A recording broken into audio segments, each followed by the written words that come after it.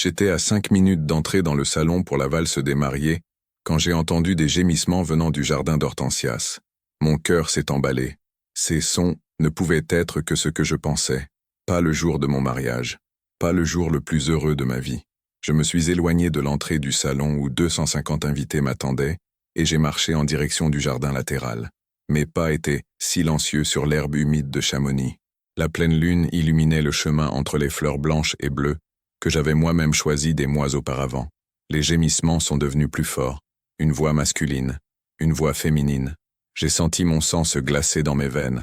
J'ai contourné la haie d'hortensia et j'ai vu.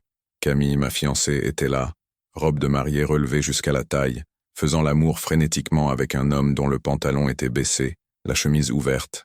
Le même homme qui avait été mon témoin de mariage 2 heures auparavant. Julien, mon frère. Le monde s'est arrêté.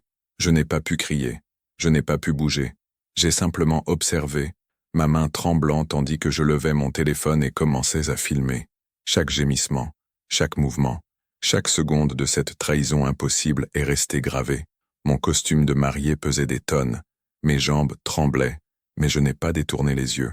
Pas avant d'avoir capturé chaque détail de cette scène qui détruisait en quelques secondes 4 ans de relation et 35 ans de confiance en mon frère.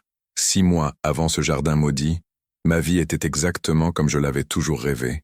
À 37 ans, je dirigeais l'une des agences de marketing digital les plus respectées de Paris.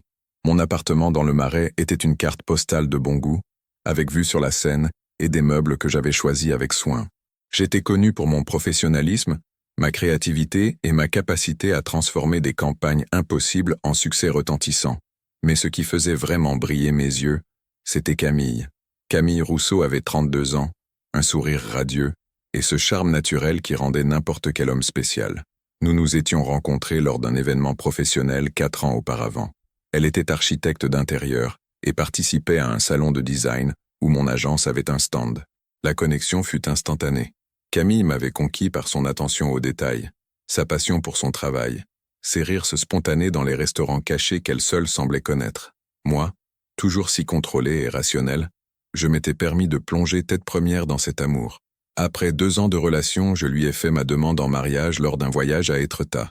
C'était sur une plage déserte, au coucher du soleil, avec une bague en diamant qui avait coûté une fortune. Elle a dit oui avant même que je termine ma phrase. Les 2 années de fiançailles ont été intenses. J'étais déterminé à faire de ce mariage quelque chose d'inoubliable.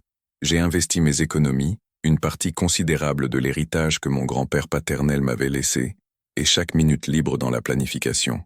Chamonix était le choix parfait. Cette ville alpine française avait cet air romantique et majestueux que j'avais toujours adoré. Le salon de fête se trouvait dans une vallée entourée d'hortensias et de sapins, avec vue sur le Mont Blanc.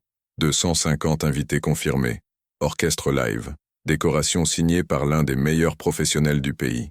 Camille semblait aussi impliquée que moi, ou du moins, c'est ce que je croyais. La relation avec ma famille avait toujours été le pilier de ma vie. Mon père était décédé 5 ans auparavant, victime d'un AVC soudain. La perte fut dévastatrice, mais elle rapprocha encore plus ma mère Sophie et nous, ses fils. Et bien sûr, il y avait Julien. Julien avait 4 ans de moins que moi. À 33 ans, il travaillait comme photographe freelance, spécialisé dans les mariages et événements. Il avait un certain succès sur Instagram avec près de 80 000 abonnés. Nous avions toujours été différents. J'étais le responsable, le sérieux, le fils, sur qui tout le monde comptait. Julien était le spontané, le créatif, celui qui vivait à la limite entre le charmant et l'irresponsable. Mais nous étions frères, et je l'aimais profondément. Quand j'ai annoncé mes fiançailles, Julien fut le premier à m'embrasser. Il a pleuré de joie, a dit que Camille était parfaite, que finalement son grand frère aurait la famille qu'il méritait. Je l'ai choisi comme témoin sans réfléchir 2 fois. Les mois qui ont précédé le mariage ont été des montagnes russes émotionnelles, mais j'étais déterminé à tout garder sous contrôle. J'étais chef d'entreprise après tout. La planification était ma spécialité. 3 mois avant le grand jour, la première fissure est apparue. J'étais chez moi en train de réviser le budget du mariage pour la 1000e fois quand Camille est arrivée avec une expression préoccupée. Elle s'est assise à côté de moi sur le canapé, a tenu mes mains et a soupiré profondément. « Mon amour, j'ai besoin de te demander une faveur », commença-t-elle de cette voix basse et séduisante. « C'est à propos d'un investissement. Une opportunité qui pourrait multiplier notre patrimoine, mais je dois agir vite. J'ai froncé les sourcils. Quel genre d'investissement? Un client à moi vend une participation dans un studio de design à Lyon. C'est une affaire, mais j'ai besoin de l'argent cette semaine. 50 000 euros. 50 000 euros. J'ai senti un serrement dans la poitrine. C'était une somme considérable, mais j'avais des réserves. L'héritage de mon grand-père avait été généreux. Tu es sûr de ça? Ai-je demandé en étudiant son visage. Absolument sûr. En 6 mois, on récupère le triple. Tu me fais confiance? Je lui faisais confiance. J'ai transféré l'argent le lendemain. La deuxième fissure est venue 6 semaines avant le mariage. J'avais besoin de confirmer quelques détails avec Julien concernant les photos. Je l'ai appelé plusieurs fois. Pas de réponse. J'ai envoyé des messages. Rien. Julien, qui d'habitude était collé à son téléphone, était étrangement absent. Quand il a finalement retourné mon appel 12 heures plus tard, sa voix était différente. Tendue, pressée. Désolé, frangin. J'étais en pleine séance photo. Tu sais comment c'est. Tout va bien, Jules? Tu as l'air bizarre. Je vais très bien. Juste fatigué. Beaucoup de boulot. Tu sais que novembre est chargé pour moi. Je n'ai pas insisté, mais quelque chose dans mon intuition a déclenché une alarme silencieuse. Je connaissais mon frère assez bien pour percevoir quand Julien cachait quelque chose. La troisième fissure fut plus troublante. J'étais rentré plus tôt à la maison après une réunion annulée. Camille ne s'attendait pas à me trouver là. Elle était dans le bureau au téléphone et n'a pas remarqué quand j'ai ouvert la porte. J'ai déjà dit que je ne peux pas parler de ça maintenant. Sa voix était basse, presque un chuchotement urgent. On se voit après, au même endroit. J'ai fait du bruit exprès. Camille a raccroché immédiatement et est sortie du bureau avec un sourire. Mon amour, quelle surprise. Je pensais que tu rentrais seulement ce soir. Réunion annulée, ai-je répondu en observant son expression. Avec qui tu parlais? Fournisseur pénible. Problème avec un projet. Elle m'a tiré dans ses bras. Rien de grave. Mais j'avais vu l'écran du téléphone une fraction de seconde avant qu'elle ne raccroche. Ce n'était pas un nom d'entreprise. C'était juste J. J de Julien. J'ai secoué la tête. J'étais paranoïaque. Julien était mon frère. Camille était ma fiancée. Ils se parlaient à peine en dehors des questions du mariage. La quatrième fissure s'est produite à travers Marc. Marc Dubois était le meilleur ami de Julien depuis l'adolescence. Un talentueux vidéaste qui avait été engagé pour filmer le mariage. J'avais toujours trouvé Marc un peu évasif, mais Julien avait insisté qu'il était la meilleure option. 2 semaines avant le mariage, j'ai croisé Marc dans un café du Marais. C'était par hasard. Je prenais un café à emporter quand j'ai vu le vidéaste assis seul, pianotant nerveusement sur son téléphone. « Marc, quelle surprise !» Je me suis approché avec un sourire. Marc a levé les yeux et son visage est devenu pâle. « Ah, salut. J'étais juste en train de prendre un café. Je peux m'asseoir 1 minute? Je voulais confirmer quelques angles pour les vidéos. En fait, je partais justement. » Marc s'est levé trop vite, renversant son sac. Des papiers et objets se sont éparpillés sur le sol. Je me suis penché pour aider et j'ai vu une enveloppe. Elle était adressée à Julien, mais l'expéditeur a attiré mon attention. C'était l'adresse de l'immeuble de Camille. « C'est de l'immeuble de Camille ?» ai-je demandé en prenant l'enveloppe. Marc m'a arraché le papier de la main avec une brutalité surprenante. « C'est juste une facture. Je l'ai récupérée pour Julien. Il me l'a demandé. »« Julien t'a demandé de récupérer une facture dans l'immeuble de Camille ?»« Oui, il passait par là et a oublié de la prendre. Écoute, je dois vraiment y aller. On se parle. » Marc a pratiquement couru hors du café. Je suis resté là, debout, mon café refroidissant dans la main. Pourquoi Julien serait-il passé par l'immeuble de Camille? Et pourquoi demanderait-il à Marc de récupérer quelque chose là-bas? La 5e et plus grande fissure s'est produite exactement 1 semaine avant le mariage. J'avais oublié un dossier au bureau et je suis retourné le soir pour le chercher. Il était presque 22 heures quand je me suis garé devant l'immeuble commercial dans le Marais. Je sortais de l'ascenseur quand j'ai vu Julien. Mon frère sortait de l'immeuble de Camille, regardant autour de lui comme s'il vérifiait que personne ne le voyait. Mon cœur s'est accéléré. Je me suis caché derrière une colonne et j'ai observé. Julien semblait agité, vérifiant son téléphone, le visage rougi. Il portait une chemise ajustée et un jean. Ce n'était pas la tenue de quelqu'un qui faisait une visite professionnelle. J'ai attendu que Julien monte dans un taxi avant de bouger. Je suis monté en courant au bureau de Camille. Elle était là, fermant la porte à clé. « Qu'est-ce que tu fais ici ?» demanda-t-elle, surprise. « Je suis venu chercher mon dossier. Et toi? Pourquoi tu es encore là si tard? Finalisation de projet. Tu sais comment c'est. » Elle m'a embrassé sur le front. « Julien était là, ai-je dit. »« Julien? Ton frère? » « Non. Pourquoi? » J'ai cru le voir sortir de l'immeuble. Ça devait être quelqu'un d'autre, mon amour. Cet immeuble a 30 bureaux. Coïncidence. Elle a passé son bras autour de mes épaules. Tu es tendu à cause du mariage. C'est normal. La semaine prochaine, tout ça sera un heureux souvenir. Je voulais y croire. Je me suis forcé à y croire. Mais cette nuit-là, pour la première fois en 4 ans, je n'ai pas pu dormir à côté de Camille. Je suis resté éveillé, fixant le plafond, tandis qu'une question martelait mon esprit. Et si quelque chose n'allait vraiment, vraiment pas, si seulement j'avais su qu'en 7 jours, toutes ces fissures se transformeraient en un abîme. Je suis resté immobile, caché derrière les hortensias, tandis que mon monde s'effondrait au ralenti. Le téléphone tremblait tellement dans ma main que j'ai dû le tenir à 2 mains pour garder la vidéo stable. Camille et Julien se sont finalement séparés. Il a remonté son pantalon. Elle a ajusté sa robe de mariée froissée, mais ils ne sont pas partis en courant. Ils n'ont montré ni culpabilité ni honte. Au contraire, ils ont commencé à parler. Et moi, même si je voulais fuir, je devais entendre. « Tu dois te contrôler », dit Camille en reboutonnant sa robe. Sa voix était froide, différente du ton affectueux qu'elle utilisait toujours avec moi. Il ne manque que 15 minutes avant la valse. Si quelqu'un nous a vus, personne ne nous a vus, répondit Julien en repassant du rouge à lèvres sans même regarder dans un miroir. Détends-toi. Ton futur mari est là-bas à l'intérieur, tout heureux, pensant qu'il vit son conte de fées. J'ai senti la bile monter dans ma gorge. La froideur dans la voix de mon frère était comme un coup de poignard. Combien de temps encore vais-je devoir supporter ça? Continua Julien avec une pointe d'irritation. Te voir faire semblant de l'aimer, l'embrasser, danser avec lui, ça me dégoûte. Camille a ri, un rire bas et cruel, jusqu'à ce que j'aie accès à ce qui compte. Encore 3 mois maximum. 3 mois? Julien a croisé les bras. Tu avais dit que ce serait plus rapide. Je dois faire ça correctement, Julien. Il est intelligent. Si je fais un faux pas, il se méfiera. Elle a allumé une cigarette, quelque chose que je ne l'avais jamais vu faire. Après le mariage, j'aurai accès au compte joint. Ensuite, c'est juste une question de temps avant que je transfère ce dont j'ai besoin. J'ai arrêté de respirer. Accès au compte. Transférer de l'argent. Ce n'était pas juste une trahison amoureuse. C'était un plan calculé de vol. Et la dette? Demanda Julien en vérifiant son téléphone. Tu sais déjà comment tu vas payer? Avec son argent, évidemment, répondit Camille en haussant les épaules. Il a l'héritage de son grand-père intact. Presque 1,8 million d'euros en investissement, plus l'appartement dans le Marais qui vaut facilement 2 millions. Je vais le convaincre de vendre, dire que c'est pour investir dans quelque chose de plus grand. Quand l'argent sera sur le compte joint, je fais le transfert. 1 800 000 euros. Je lui avais parlé de l'héritage dans un moment d'intimité, 3 ans auparavant. Je n'avais jamais imaginé que cette information serait la raison pour laquelle elle était là. Et après? Insista Julien. Qu'est-ce qui se passe après? Camille a jeté la cigarette par terre et l'a écrasée. Après, je demande le divorce. Incompatibilité de caractère. N'importe quelle excuse fera l'affaire.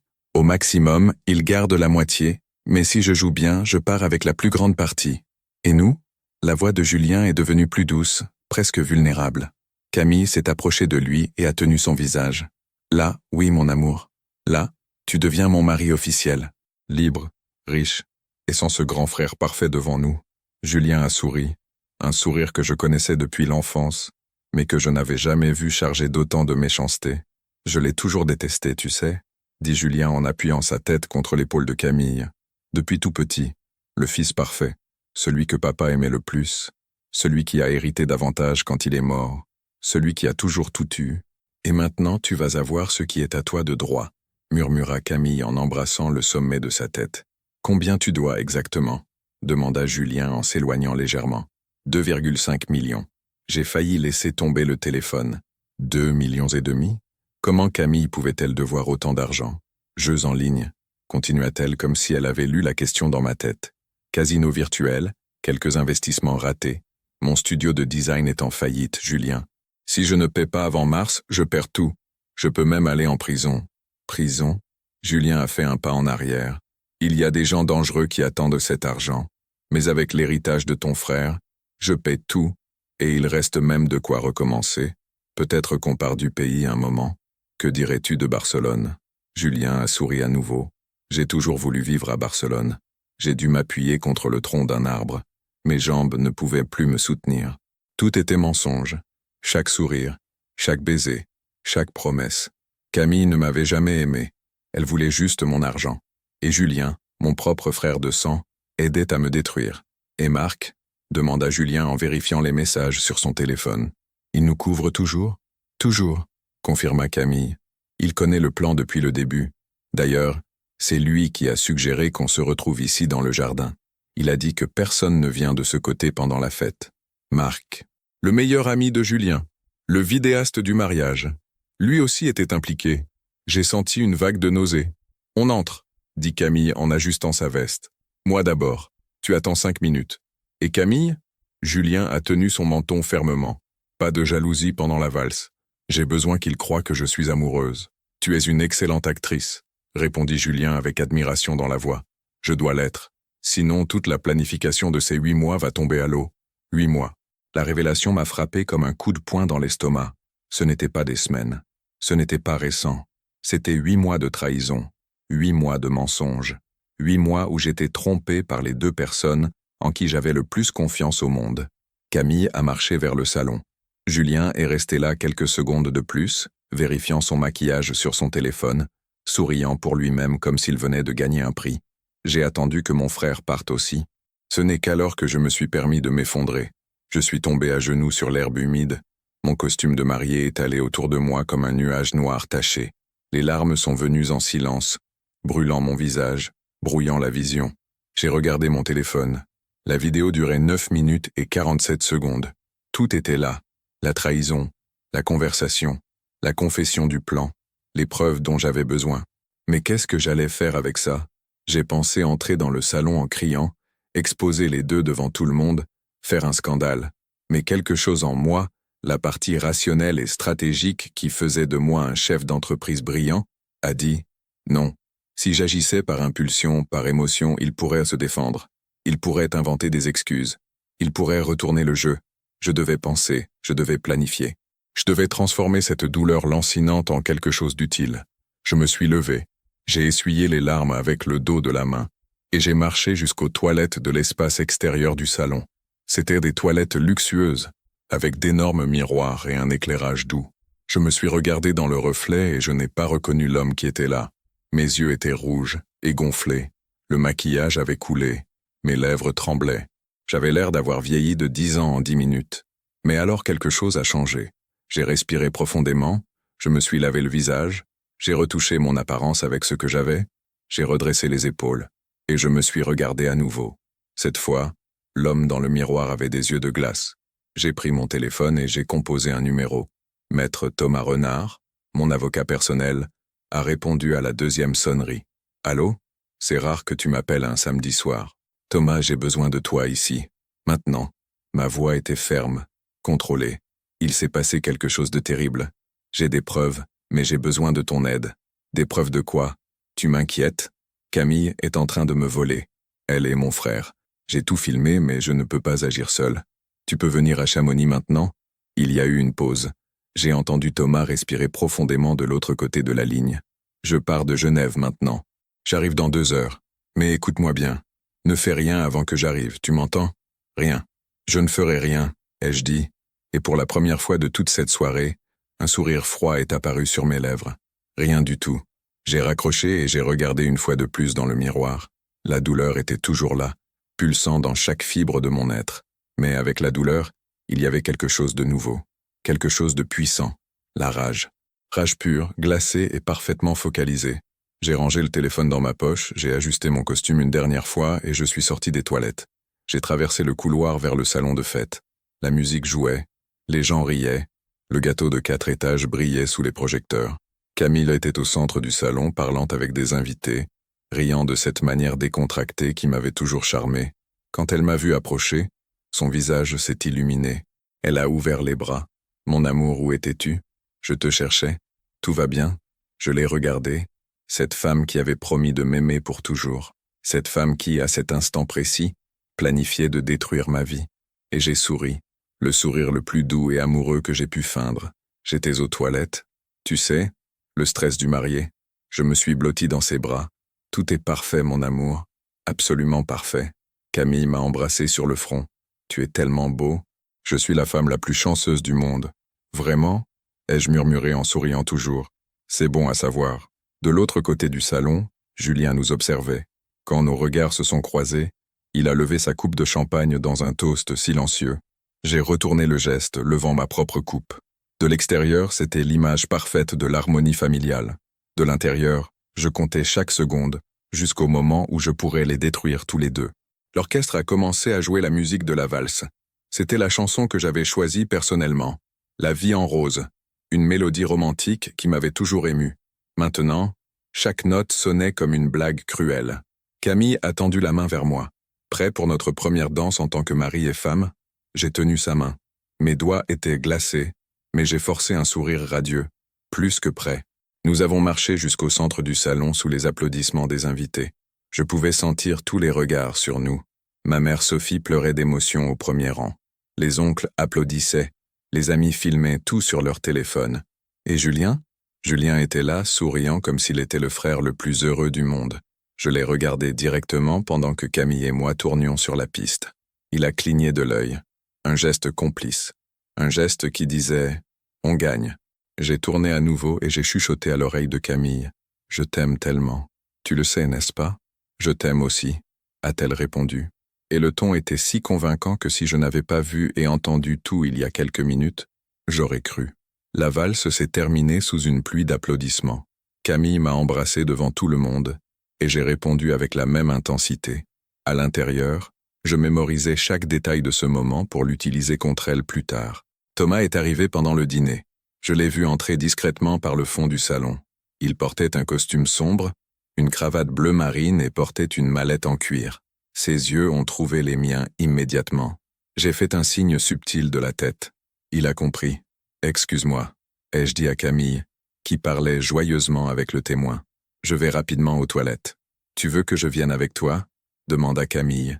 Toujours la cavalière parfaite. « Pas besoin, mon amour. Je reviens tout de suite. » J'ai marché jusqu'au couloir latéral et j'ai trouvé Thomas qui attendait dans une salle réservée que j'avais louée pour entreposer les cadeaux. Dès que j'ai fermé la porte, les larmes que j'avais retenues pendant toute la valse ont finalement échappé. Thomas m'a serré dans ses bras. « Raconte-moi tout. » Entre les sanglots, je lui ai raconté chaque mot que Camille et Julien avaient dit. Le plan de voler mon argent. La dette de 2,5 millions. Les 8 mois de trahison. Marc comme complice. Tout. Thomas a écouté en silence, sa mâchoire devenant de plus en plus tendue. Quand j'ai terminé, il avait les poings serrés. « Je vais tuer ce salaud », dit-il avec un calme effrayant. « Non », ai-je essuyé mes larmes. « Je ne veux pas de violence. Je veux la justice. Tu peux m'aider avec ça ?» Thomas a ouvert sa mallette et en a sorti des documents. « Tu te souviens du contrat de mariage que je t'ai fait signer à Camille ? Je m'en souviens. Tu as tellement insisté que j'ai même trouvé ça exagéré à l'époque. Ce n'était pas exagéré. C'était de la précaution. » Thomas a feuilleté les papiers. Camille a signé ce contrat sans le lire attentivement. Elle était tellement confiante qu'elle ne s'est même pas donné la peine de consulter un avocat. Ce document protège intégralement ton patrimoine. Elle n'a droit à rien en cas de divorce. J'ai senti une lueur d'espoir. Rien, zéro, et il y a plus. Thomas a sorti un autre document de sa mallette.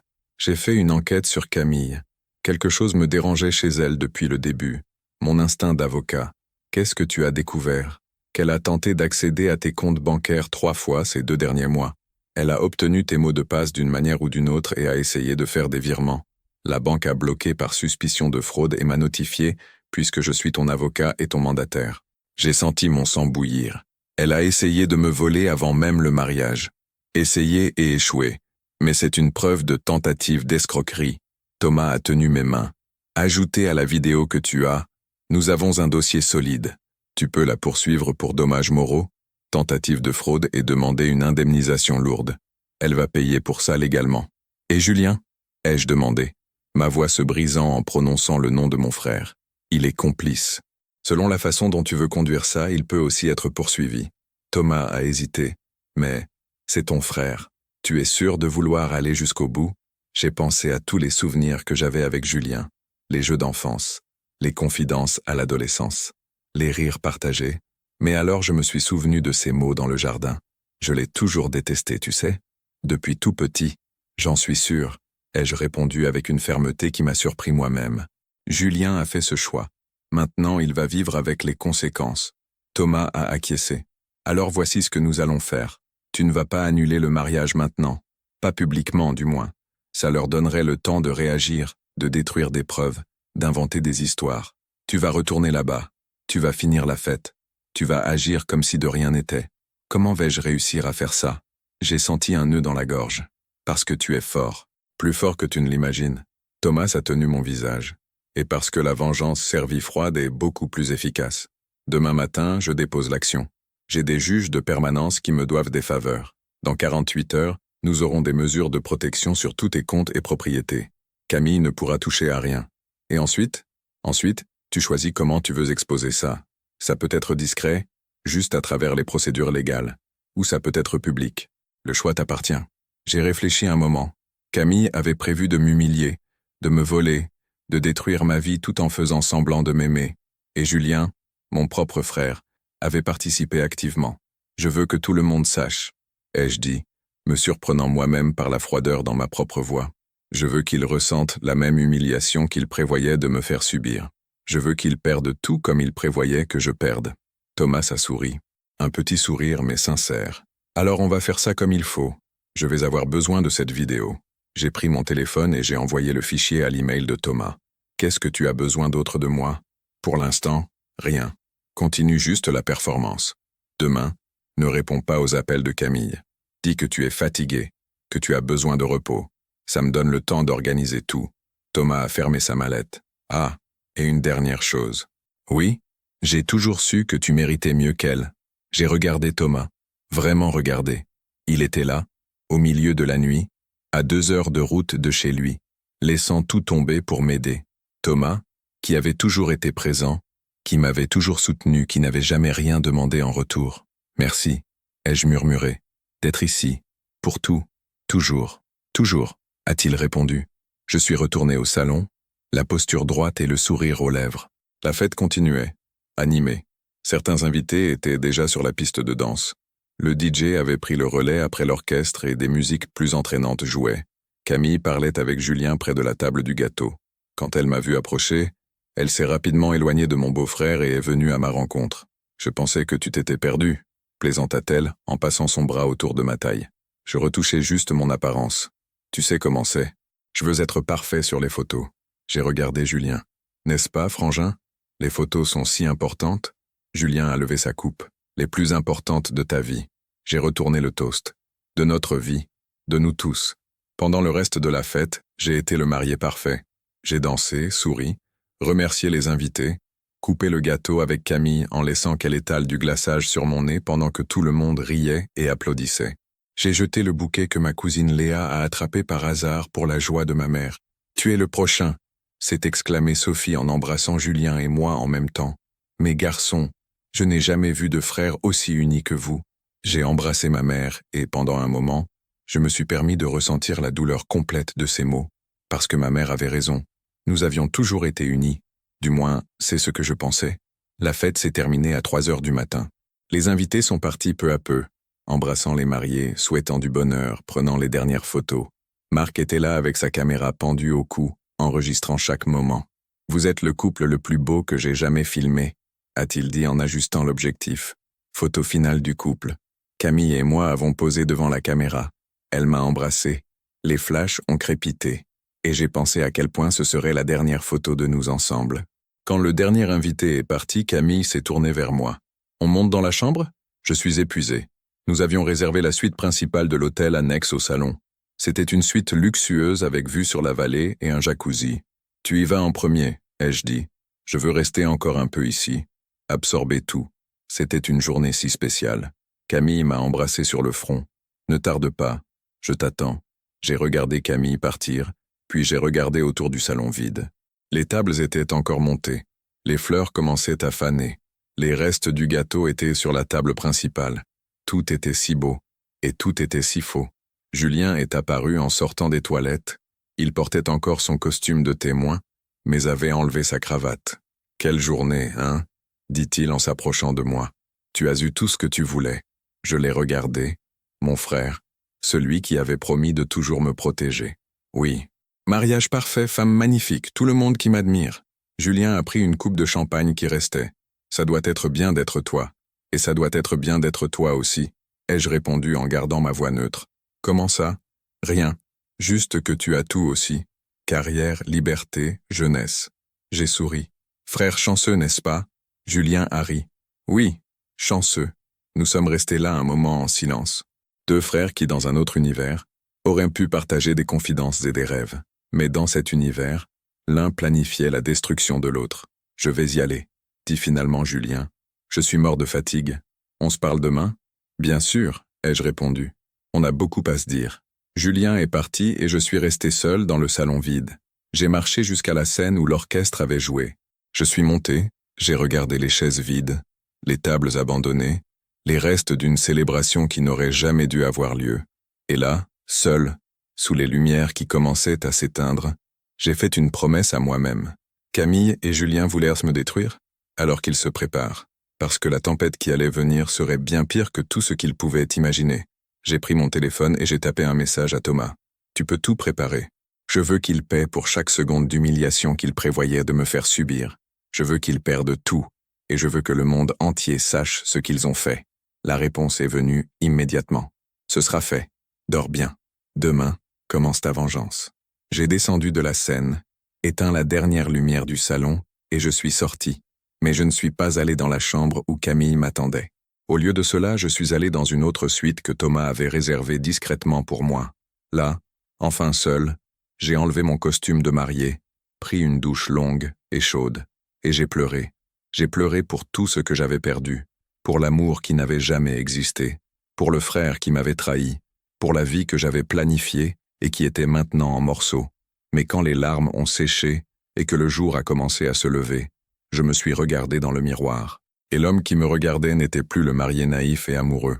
C'était un guerrier. Et la guerre ne faisait que commencer. Le lendemain a été gris sur Chamonix. Je me suis réveillé à 6 heures du matin après seulement 3 heures de sommeil. Mon corps était épuisé, mais mon esprit n'avait jamais été aussi alerte. 17 messages de Camille sur le téléphone. Mon amour, où es-tu? Je me suis réveillé et tu n'étais pas là. Je suis inquiète. Réponds-moi s'il te plaît. Je n'ai répondu à aucun. Au lieu de cela, j'ai appelé Thomas. Bonjour. Sa voix était ferme, professionnelle. Je suis au bureau depuis 2 heures. J'ai des nouvelles. Dis-moi. J'ai obtenu les mesures de protection. Tous tes comptes sont bloqués pour l'accès de tiers. Tes biens immobiliers aussi. Camille ne peut toucher à rien. Le procès pour tentative d'escroquerie a été déposé il y a 1 heure. Et il y a autre chose. Il a fait une pause. J'ai creusé plus profondément sur sa dette. C'est pire qu'on ne pensait. Je me suis assis sur le lit. Comment ça, pire? Camille doit à des usuriers, des gens dangereux. Elle a parié sur des sites illégaux, pris des prêts avec des intérêts abusifs. Les types la cherchent. Si elle ne paie pas avant la fin du mois, il pourrait lui arriver quelque chose de grave. Grave comment? Agression, menace, peut-être pire. Thomas a soupiré. Elle était désespérée. C'est pour ça qu'elle a accéléré le plan de se marier avec toi. Elle a besoin de cet argent, non seulement pour devenir riche, mais pour survivre. J'ai senti un froid dans ma colonne vertébrale. Pendant 1 seconde, j'ai presque eu pitié. Presque. Mais alors je me suis souvenu de ces mots dans le jardin, du plan méticuleux pour détruire ma vie. Et la pitié s'est évaporée. Quoi d'autre? J'ai enquêté sur Julien aussi. Il a des dettes de carte de crédit. Rien de comparable à Camille, mais substantiel. Environ 150 000 €. Il comptait sur sa part du coup pour payer. Et Marc? Marc est intéressant. Il a un casier. Il a déjà été enquêté pour participation à d'autres schémas de fraude matrimoniale. Jamais condamné, mais impliqué dans au moins 4 cas similaires ces 5 dernières années. Il identifie des hommes ou des femmes avec du patrimoine, les connecte à des escrocs et reçoit un pourcentage. J'ai fermé les yeux. C'était plus grand que je ne l'imaginais. Ce n'était pas juste une trahison personnelle. C'était un schéma organisé. Thomas, je veux les exposer aujourd'hui. Je ne supporte plus de faire semblant. Aujourd'hui? Il a hésité. On a le temps. On peut faire ça progressivement, moins traumatisant pour toi. Non. Je me suis levé, marchant jusqu'à la fenêtre. Dehors, Chamonix se réveillait tranquillement, ignorant le drame qui était sur le point d'exploser. Plus j'attends, plus ils pensent qu'ils gagnent. Je veux en finir maintenant. Comment veux-tu faire? J'ai réfléchi un moment. Puis un plan a commencé à se former dans mon esprit. Un plan cruel, parfaitement calibré pour causer le maximum de dommages. Je vais organiser un déjeuner ici à l'hôtel. Moi, Camille, Julien, ma mère et quelques amis proches. Je vais dire que c'est pour célébrer le mariage avec ceux qui sont restés logés ici. Tu peux préparer une présentation avec la vidéo? Je peux, mais ta mère sera là. Tu es sûr? J'ai senti mon cœur se serrer en pensant à Sophie, mais ma mère méritait de savoir la vérité. J'en suis sûr, elle doit voir de ses propres yeux qui est vraiment Julien. D'accord. À quelle heure? Midi. Au salon d'événements de l'hôtel. Je vais réserver maintenant. J'ai raccroché et j'ai finalement répondu à Camille. Désolé, mon amour. Je me suis réveillé avec la nausée, et je suis allé dans une autre chambre pour ne pas te réveiller. Ça doit être la fatigue. On déjeune ensemble? Je veux faire quelque chose de spécial. La réponse est venue en quelques secondes. Bien sûr. Quelle peur tu m'as faite. Je t'aime. J'ai regardé le message. Je t'aime. 2 mots qui ne signifiaient plus rien. J'ai invité 20 personnes pour le déjeuner. Ma mère, Julien, Camille, les parents de Camille, les témoins, quelques amis proches. J'ai dit que c'était une surprise, une façon de remercier pour leur présence au mariage. Tous ont confirmé. À 11h30, j'étais impeccable. Costume gris anthracite, chemise blanche, cheveux coiffés. J'avais l'air calme, contrôlé. À l'intérieur, mon cœur battait comme un tambour de guerre. Thomas est arrivé avec une mallette. À l'intérieur, un ordinateur portable et un projecteur portable. « Tu es sûr de ça ?» m'a-t-il demandé pour la 10e fois. Absolument sûr. Les invités ont commencé à arriver à midi. Camille est entrée la première, magnifique, dans une robe crème. Elle m'a embrassé comme si rien ne s'était passé. Quelle belle surprise, mon amour, tu es incroyable. Julien est arrivé quelques minutes plus tard, rayonnant dans une chemise bleue. Mec, quelle idée géniale. Je suis encore sur un petit nuage après le mariage d'hier. Ma mère Sophie a été la dernière à arriver. Elle m'a serré dans ses bras avec force. Mon fils, mon cœur est si plein d'amour aujourd'hui, j'ai dû ravaler mes larmes. Pour ma mère, pour tout ce qui était sur le point d'être détruit. Quand tout le monde était assis, je me suis levé, j'ai légèrement tapé sur le verre en cristal pour attirer l'attention. Merci à tous d'être ici. Hier a été le jour le plus révélateur de ma vie. J'ai fait une pause, regardant directement Camille et Julien. Et aujourd'hui, j'aimerais partager quelque chose de très spécial avec vous. Quelque chose qui va tout changer. Camille a souri, détendu. Julien aussi. Il n'avait aucune idée de ce qui allait arriver. Thomas a allumé le projecteur. L'écran blanc est descendu sur le mur derrière moi. J'ai préparé une vidéo. Ai-je continué?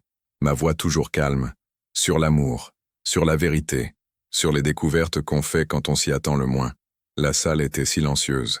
Tous regardaient l'écran avec expectative. J'ai fait un signe de tête à Thomas. Il a appuyé sur lecture. La première image qui est apparue était le jardin d'Hortensia, la caméra tremblant légèrement. Certains invités ont penché la tête, confus, puis les gémissements ont commencé.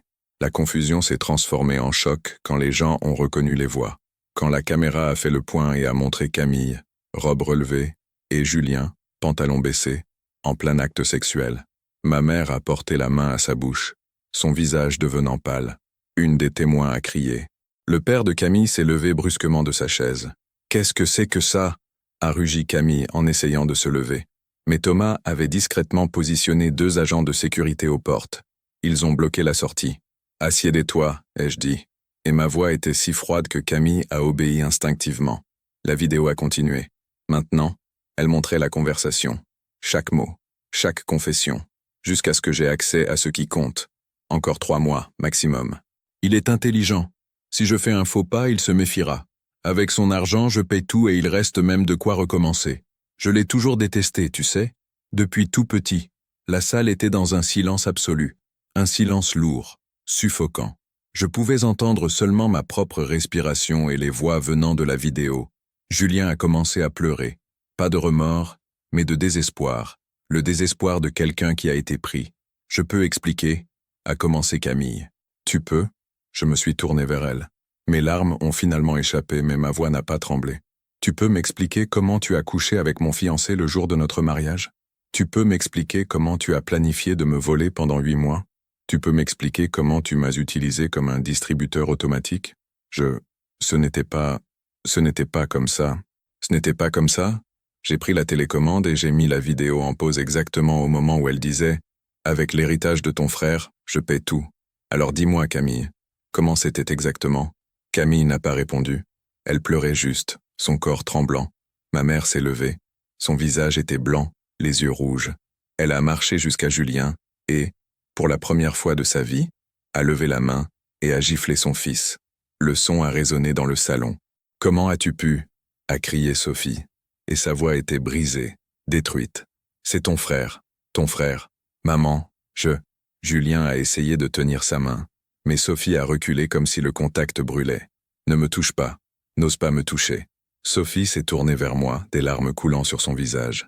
Mon fils, je ne savais pas. Je te jure que je ne savais pas. Je l'ai serré dans mes bras. Je sais, maman.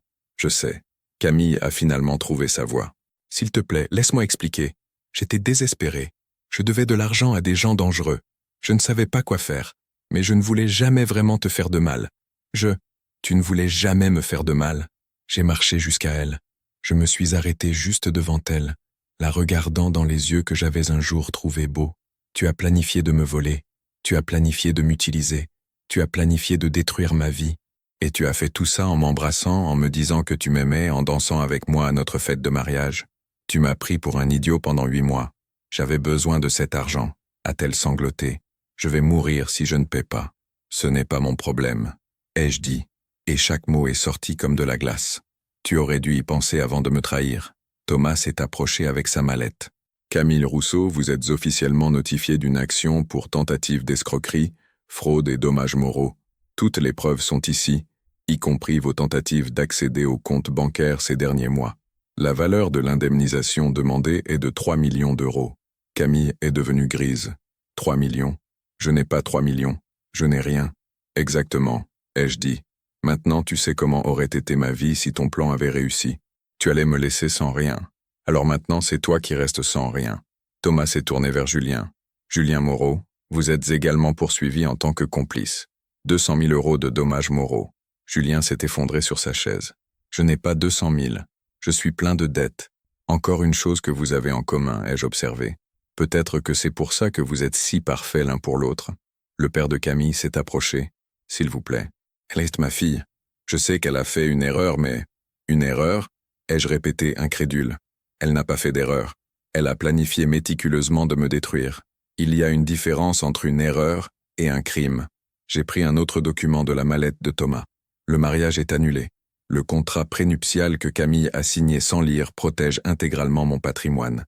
Elle n'a droit à absolument rien. Et considérant qu'elle a tenté de frauder mes comptes, elle va répondre criminellement aussi. Camille s'est levée, désespérée. S'il te plaît, ces types vont me tuer. Ils ne plaisantent pas. Alors je suggère que tu trouves une autre solution que de ruiner la vie d'hommes innocents. Ai-je croisé les bras? Parce qu'avec moi c'est fini. Et avec n'importe qui d'autre que tu essaieras d'escroquer aussi. Je vais m'assurer que tout le monde sache qui tu es vraiment. Quoi? Camille a semblé confuse. J'ai pris mon téléphone et lui ai montré l'écran. La vidéo. J'ai autorisé sa publication sur les réseaux sociaux il y a 10 minutes. Elle a déjà 50 000 vues. Le visage de Camille s'est décomposé. Tu n'as pas fait ça. Si. Et je vais faire plus. Je vais te poursuivre publiquement. Je vais donner des interviews. Je vais raconter à chaque client, chaque fournisseur, chaque contact professionnel exactement le type de personne que tu es. Ton studio de design, fini. Ta réputation, détruite. Ta vie comme tu la connais, terminée. Camille est tombée à genoux, littéralement à genoux. Je t'en supplie, je t'aime, je peux changer. Donne-moi une chance. Je l'ai regardée, cette femme qui avait brisé mon cœur, et je n'ai ressenti rien d'autre que du dégoût. Tu ne m'aimes pas, tu ne m'as jamais aimé, tu aimais mon argent. Je me suis tourné vers Julien, qui pleurait toujours sur sa chaise. Et toi, tu étais mon frère. Tu étais tout ce qui restait de papa, et tu m'as poignardé dans le dos de la façon la plus lâche possible. Je suis désolé, a sangloté Julien. J'étais jaloux, j'étais aveuglé. Garde tes excuses. Je ne veux pas les entendre. J'ai regardé ma mère. Maman, je ne parlerai plus jamais à Julien. Si tu choisis de garder contact avec lui, je comprendrai et respecterai. Mais notre relation en tant que frère s'est terminée aujourd'hui. Sophie a regardé ses 2 fils. Moi, ferme et dévasté. Julien détruit et repentant. Et elle a fait son choix. Julien, je t'ai donné la vie. Je t'ai élevé. Je t'ai aimé. Mais ce que tu as fait est impardonnable. Tu as brisé notre famille. Tu as trahi ton frère de la pire façon possible. Sophie a essuyé ses larmes. Je ne pardonnerai jamais ça. Maman, a crié Julien. Un cri de douleur pure, viscérale. Mais personne n'a bougé pour le consoler. J'ai regardé les invités. Certains pleuraient. D'autres étaient en état de choc. Tous avaient été témoins de la destruction complète de Camille et Julien. Le déjeuner est annulé, ai-je annoncé. Mais merci d'être ici pour témoigner de la vérité. Merci de me soutenir. Et merci de comprendre pourquoi j'avais besoin de faire ça. Les invités ont commencé à sortir un par un. Certains m'ont embrassé. D'autres ont simplement fait un signe de tête sans savoir quoi dire. Camille et Julien sont restés là, détruits, tandis que le salon se vidait. Thomas a touché mon épaule. Tu as fait ce que tu devais faire. Tu as été courageux. J'ai acquiescé. Puis je me suis tourné vers Camille une dernière fois. Tu voulais mon argent, Camille. Mais ce que tu vas obtenir, c'est une dette que tu ne pourras jamais payer. Pas aux usuriers, pas à la justice, et pas à moi. Je vais te poursuivre jusqu'à ce que tu n'aies plus rien, jusqu'à ce que ton nom devienne synonyme d'escroc, jusqu'à ce que plus personne ne te fasse jamais confiance. C'est ma vengeance. Élégante, légale, et absolument dévastatrice. J'ai pris mon sac et j'ai marché vers la porte. Ma mère m'a suivi. Thomas aussi. À la porte, je me suis arrêté et j'ai regardé en arrière une dernière fois. Camille était à genoux, pleurant. Julien était courbé sur la table, sanglotant. Et je n'ai pas ressenti de pitié. Je n'ai pas ressenti de remords. J'ai ressenti seulement un immense soulagement. La guerre était finie. Et j'avais gagné. Les jours qui ont suivi le déjeuner ont été une tempête. La vidéo a viralisé. En 48 heures, elle avait 5 millions de vues. Les commentaires étaient un mélange de soutien pour moi et d'indignation contre Camille et Julien. Des pages de potins ont partagé. Des influenceurs ont fait des vidéos commentant l'affaire. Le scandale a explosé d'une manière que je n'avais même pas prévue. Le studio de design de Camille a commencé à s'effondrer le deuxième jour. 3 grands clients ont annulé leur contrat. Des fournisseurs ont coupé les relations. Des employés ont démissionné en masse, craignant pour leur propre réputation en étant associés à elle. En une semaine, l'entreprise que Camille avait construite pendant 8 ans était en faillite. Julien a perdu 60 000 abonnés les 3 premiers jours. Les marques avec lesquelles il avait des partenariats ont annulé tous les contrats. L'une d'elles a même publié un communiqué disant qu'elle ne cautionnait pas les comportements qui blessaient les valeurs familiales. Les amis de Julien, y compris Marc, se sont éloignés publiquement pour ne pas être associés au scandale. Marc, d'ailleurs, a eu son propre enfer particulier. J'avais donné toutes les informations sur son historique de participation à des fraudes matrimoniales à la presse. En quelques jours, le vidéaste a perdu sa licence professionnelle et était enquêté par la police pour implication dans de multiples schémas. J'ai suivi tout ça de loin depuis la maison de campagne à Annecy où je m'étais réfugié avec ma mère. Sophie était dévastée. Elle mangeait à peine, dormait à peine. Elle passait des heures assise sur la terrasse, regardant le lac, essayant de comprendre comment l'un de ses fils avait pu faire ça à l'autre. J'ai échoué en tant que mère, a-t-elle dit un soir pendant que nous dînions en silence. Non, maman, tu n'as pas échoué. J'ai tenu sa main. Julien a fait des choix. Des choix d'adulte et conscient. Ça n'a rien à voir avec toi.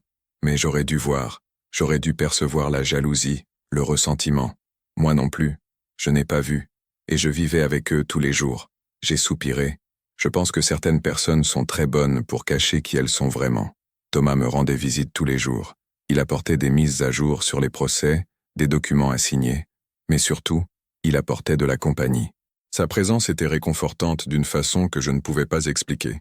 C'est lors d'une de ces visites, 2 semaines après le déjeuner, que Thomas a apporté des nouvelles surprenantes. « Tu dois voir ça », a-t-il dit en ouvrant son ordinateur portable sur la table de la terrasse. « Qu'est-ce que c'est ?»« Une enquête plus approfondie sur Camille. J'ai engagé un détective privé. » Thomas a tourné l'écran vers moi. « Elle ne prévoyait pas seulement de te voler. Elle a déjà fait ça avant. » J'ai senti mon estomac se retourner. « Comment ça, avant ?» 3 fois ces 7 dernières années. Toujours le même modus operandi. Elle identifie des hommes qui réussissent, de préférence avec des héritages ou un patrimoine considérable. Elle les conquiert, se fiance ou se marie, obtient l'accès à l'argent et disparaît. 3 fois. Je pouvais à peine y croire. La première fois, c'était en 2018. Un entrepreneur de Marseille. Elle s'est fiancée avec lui, l'a convaincu de vendre son entreprise, a fui avec l'argent. Il a essayé de porter plainte, mais elle avait déjà changé de ville. La deuxième fois, c'était en 2020. Un médecin de Nice. Même histoire. La troisième fois, c'était en 2022. Un avocat de Bordeaux. Il a abandonné le procès après avoir reçu des menaces. J'étais pâle. Alors j'aurais été le 4e. Et probablement le seul qu'elle n'aurait pas pu escroquer à cause du contrat prénuptial. Mais il y a plus. Thomas a hésité. Camille Rousseau n'est pas son vrai nom. Quoi ? Son vrai nom est Caroline Dubois. Camille Rousseau est une fausse identité qu'elle a créée il y a 6 ans. Document réel, numéro de sécurité sociale réel, mais non faux. Elle a un casier judiciaire. Escroquerie, fraude, association de malfaiteurs. J'ai senti mes jambes faiblir. Je me suis assis lourdement sur la chaise. J'étais sur le point d'épouser une criminelle. Tu étais, mais tu ne l'as pas fait. Thomas s'est agenouillé à côté de moi. Écoute, ce n'est pas de ta faute. C'est une professionnelle. Elle a trompé 3 autres hommes intelligents qui réussissent, prudents. Tu n'es pas stupide pour avoir cru en elle. Tu es humain. J'ai commencé à pleurer. Pas de tristesse, mais de colère. Colère d'avoir été trompé. Colère d'avoir gaspillé 4 ans de ma vie. Colère d'avoir investi mon cœur, mon temps, mon argent en quelqu'un qui n'a jamais vraiment existé. J'étais tellement idiot, ai-je sangloté. Tu n'étais pas idiot. Tu étais amoureux. Et elle en a profité. Thomas a tenu mon visage. Mais tu t'es sauvé. Tu as découvert à temps. Et maintenant, tu vas aider à l'emprisonner et empêcher que d'autres femmes ou hommes passent par la même chose. Comment? Les 3 victimes précédentes ne se sont jamais rencontrées, n'ont jamais uni leurs forces. Mais je les ai trouvées. J'ai parlé avec elles. Et toutes veulent témoigner contre elles. Si tu es d'accord pour joindre ton cas au leur, on peut obtenir une condamnation lourde. Des années de prison. Je veux. J'ai essuyé mes larmes. Je veux qu'elle paie pour tout ce qu'elle a fait. Pas seulement avec moi, mais avec tous les hommes qu'elle a détruits. Alors on va faire en sorte que ça arrive. Les jours suivants, j'ai rencontré les 3 autres victimes. Laurent, l'entrepreneur de Marseille. Philippe, le médecin de Nice. Damien, l'avocat de Bordeaux. Tous avaient des histoires terrifiantes similaires. Le charme initial, les promesses d'amour éternel, la manipulation subtile, et finalement, la trahison dévastatrice. Elle m'a dit exactement les mêmes choses qu'elle t'a dites, a partagé Laurent lors d'une vidéoconférence. Que j'étais l'homme de sa vie, qu'elle ne s'était jamais sentie comme ça avant. J'ai cru chaque mot. J'ai vendu mon entreprise pour elle, a dit Philippe, la voix chargée de regrets. Elle m'a convaincu que ce serait mieux d'investir dans quelque chose de nouveau ensemble. J'ai transféré l'argent sur un compte joint. Le lendemain, elle avait disparu, et le compte était vide. Elle m'a menacé, a révélé Damien. Quand j'ai voulu porter plainte, elle a dit qu'elle avait des contacts dangereux, que quelque chose pouvait m'arriver ou arriver à ma famille. J'ai eu peur et j'ai abandonné. J'ai écouté chaque histoire le cœur serré. Ces hommes étaient en forts, intelligents, qui réussissaient, et pourtant, ils avaient été victimes, comme j'avais failli l'être. On doit la faire payer, ai-je dit avec détermination. Pas seulement pour ce qu'elle nous a fait, mais pour tous les autres hommes et femmes qu'elle pourrait encore escroquer. Les 4 ont accepté d'unir leur dossier. Thomas a préparé une action collective dévastatrice. Avec les preuves combinées, vidéos, documents, virements bancaires, témoignages, le dossier contre Camille, ou Caroline, était irréfutable. Pendant ce temps, d'autres révélations émergèrent sur Julien. Un ancien ami d'école a publié des captures d'anciennes conversations où Julien parlait de la jalousie qu'il ressentait envers moi. Il a toujours tout eu. L'attention de papa, l'amour de la famille, le succès. Je mérite plus que lui. Un ex-petit ami de Julien a donné une interview à un site de potins. Il a toujours été obsédé par la compétition avec son frère. Il voulait toujours prouver qu'il était meilleur. Quand il a rencontré Camille et a découvert qu'elle était avec son frère, il a vu ça comme une opportunité de finalement gagner. Marc, essayant de se sauver, a donné un témoignage à la police révélant tous les détails du schéma. Comment il avait rencontré Camille à travers des contacts communs. Comment elle le payait pour photographier des événements où il y avait des hommes riches. Comment il identifiait des cibles potentielles et transmettait les informations. Julien avait été connecté à Camille par Marc, qui savait exactement ce qu'il faisait en réunissant le frère jaloux avec l'escroc professionnel. La révélation la plus choquante est venue 3 semaines après le déjeuner. J'étais en train de réviser des documents avec Thomas quand il a reçu un appel. J'ai observé son visage devenir de plus en plus sérieux pendant qu'il écoutait. Compris. Merci de m'informer. Il a raccroché et m'a regardé. Tu dois t'asseoir. Qu'est-ce qui s'est passé? La police a arrêté Camille. Enfin, Caroline. Elle essayait de quitter le pays avec de faux documents. J'ai ressenti un immense soulagement. Dieu merci. Il y a plus. Ils l'ont trouvée avec Julien. L'air est sorti de mes poumons. Julien n'était avec elle. Apparemment, ils étaient ensemble tout ce temps, planifiant de fuir au Portugal. La police les a attrapés à l'aéroport de Lyon-Saint-Exupéry. Je ne savais pas si je devais rire ou pleurer. Ils pensaient vraiment qu'ils allaient réussir à fuir. Ils pensaient. Mais grâce à la vidéo virale et à la couverture médiatique, tout le monde connaît leur visage maintenant. Quelqu'un les a reconnus et a appelé la police. Et maintenant? Maintenant, les deux sont en garde à vue. Caroline pour tentative d'escroquerie, usage de fausse identité et fraude. Julien comme complice. Ils vont répondre criminellement. J'ai fermé les yeux. C'était réel. C'était vraiment en train d'arriver. La justice était en train d'être rendue. Ma mère a reçu la nouvelle en silence. J'ai attendu une réaction, mais elle s'est juste assise doucement et est sortie sur la terrasse. Je l'ai suivie. Maman. Il a fait ses choix, a dit Sophie en regardant le lac. Sa voix était fatiguée, vieillie. Julien a fait ses choix et maintenant il va payer pour eux. Tu ne veux pas aller le voir? Sophie s'est retournée et j'ai vu des larmes dans ses yeux. Une partie de moi veut. La partie qui est mère, qui l'a élevé, qui l'a aimé depuis sa naissance. Mais l'autre partie, la partie qui t'a vu être détruit par lui, qui a vu la vidéo, qui a entendu ses mots, cette partie ne veut plus jamais voir son visage. J'ai serré ma mère dans mes bras. Nous sommes restés là à pleurer ensemble, traitant la trahison, la douleur, la perte. 2 jours plus tard, j'ai reçu une lettre. C'était de Julien, de la prison. Grand frère, je sais que tu ne veux pas me parler. Je sais que je t'ai blessé d'une façon qui ne peut être pardonnée. Mais j'ai besoin que tu saches, je regrette. Chaque jour, je regrette. J'étais aveuglé par la jalousie, la colère, le ressentiment pour des choses qui n'étaient même pas de ta faute. Camille m'a manipulé, m'a fait croire qu'on méritait ça, que tu avais plus et nous moins. Mais ce n'est pas une excuse. Je savais ce que je faisais. J'ai choisi de te trahir. Et maintenant, je paie le prix. J'ai perdu toi, perdu maman, perdu ma carrière, ma réputation, ma liberté. J'ai tout perdu. Et je le mérite. Je voulais juste que tu saches qu'au fond, sous toute la jalousie et la méchanceté, je t'ai toujours aimé. Et que je regrette. Tous les jours. Ton frère, Julien. J'ai lu la lettre 3 fois, puis je l'ai déchirée en petits morceaux et je l'ai jetée à la poubelle. Certaines choses ne peuvent pas être réparées. Certaines trahisons sont trop profondes pour être pardonnées. Et j'avais appris que pardonner n'était pas obligatoire. C'était un choix. Et je choisissais de ne pas le faire. Thomas m'a trouvé sur la terrasse ce soir-là. « Comment tu vas ?»« Étrangement bien », ai-je répondu. Et c'était vrai. Je pensais que j'allais me sentir coupable, ou triste, ou que j'allais regretter de les avoir exposés. Mais je ne ressens rien de tout ça. Je ressens de la paix. C'est parce que tu as fait ce qu'il fallait. Thomas a hésité. J'ai vu le conflit dans ses yeux. Puis il a soupiré et a dit les mots que je soupçonnais déjà, mais que j'avais besoin d'entendre. Parce que je t'aime. Je t'ai toujours aimé, depuis le premier jour où on s'est rencontrés il y a 6 ans. Mais tu étais avec Camille, et je ne voulais jamais gêner ton bonheur. Alors je suis resté comme ton ami, ton avocat, ton confident, en espérant que peut-être un jour, pourquoi tu ne me l'as jamais dit? Parce que tu méritais d'être heureux, et tu semblais heureux avec elle, même si c'était un mensonge. Je n'allais pas gâcher ça. J'ai senti des larmes dans mes yeux. Mais cette fois, ce n'étaient pas des larmes de douleur. C'était des larmes de quelque chose de complètement différent. J'ai été tellement aveugle, ai-je murmuré. J'ai cherché l'amour au mauvais endroit, avec la mauvaise personne, alors que la bonne personne était à mes côtés tout le temps. J'ai besoin de temps pour guérir, ai-je dit, pour traiter tout ça, pour me retrouver. Mais Thomas, quand je serai prêt, est-ce que tu serais disposé à attendre? Thomas a souri.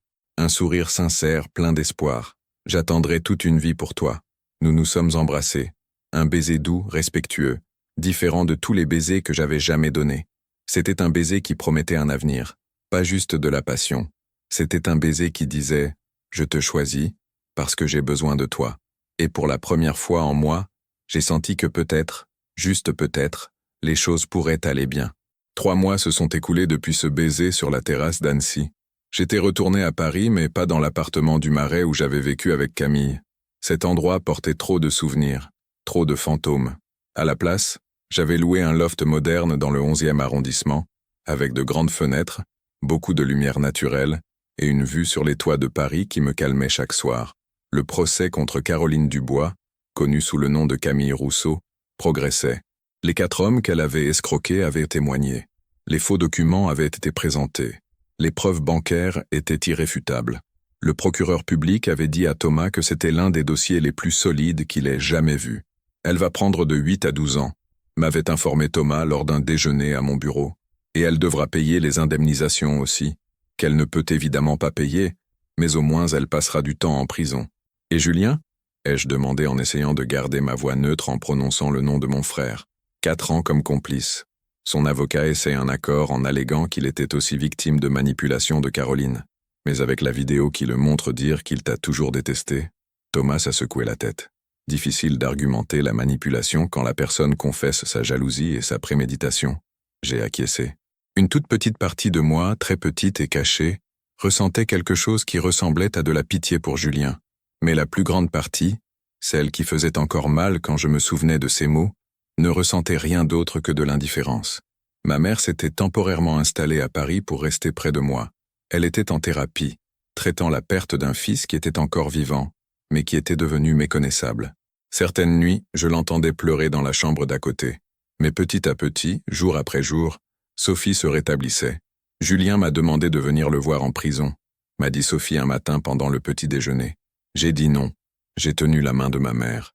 Tu n'as pas besoin de te justifier auprès de moi, maman. Je sais, mais je veux que tu comprennes. Je ne peux pas le regarder sans ressentir de la colère. De la colère pour ce qu'il t'a fait, pour avoir brisé notre famille, pour avoir tout jeté par jalousie et cupidité. Sophie a essuyé une larme. Je lui ai donné la vie, littéralement, et il a utilisé cette vie pour essayer de détruire son frère. Un jour peut-être que tu pourras lui pardonner, ai-je dit. Pas pour lui, mais pour toi. Peut-être, a acquiescé Sophie, mais pas aujourd'hui. Aujourd'hui je suis encore en colère. C'est normal de ressentir de la colère. Elle traitait encore, mais elle avançait, se reconstruisait, redécouvrait qui elle était sans la famille qu'elle avait connue. L'agence de marketing prospérait. Je m'étais plongé dans le travail comme forme de thérapie. J'avais accepté 3 grands projets, une campagne nationale pour une marque de luxe, le lancement d'une application innovante et un projet de responsabilité sociale pour une ONG. Travailler me gardait concentré, présent, productif. C'est lors d'une réunion de projet que j'ai reçu un appel inattendu.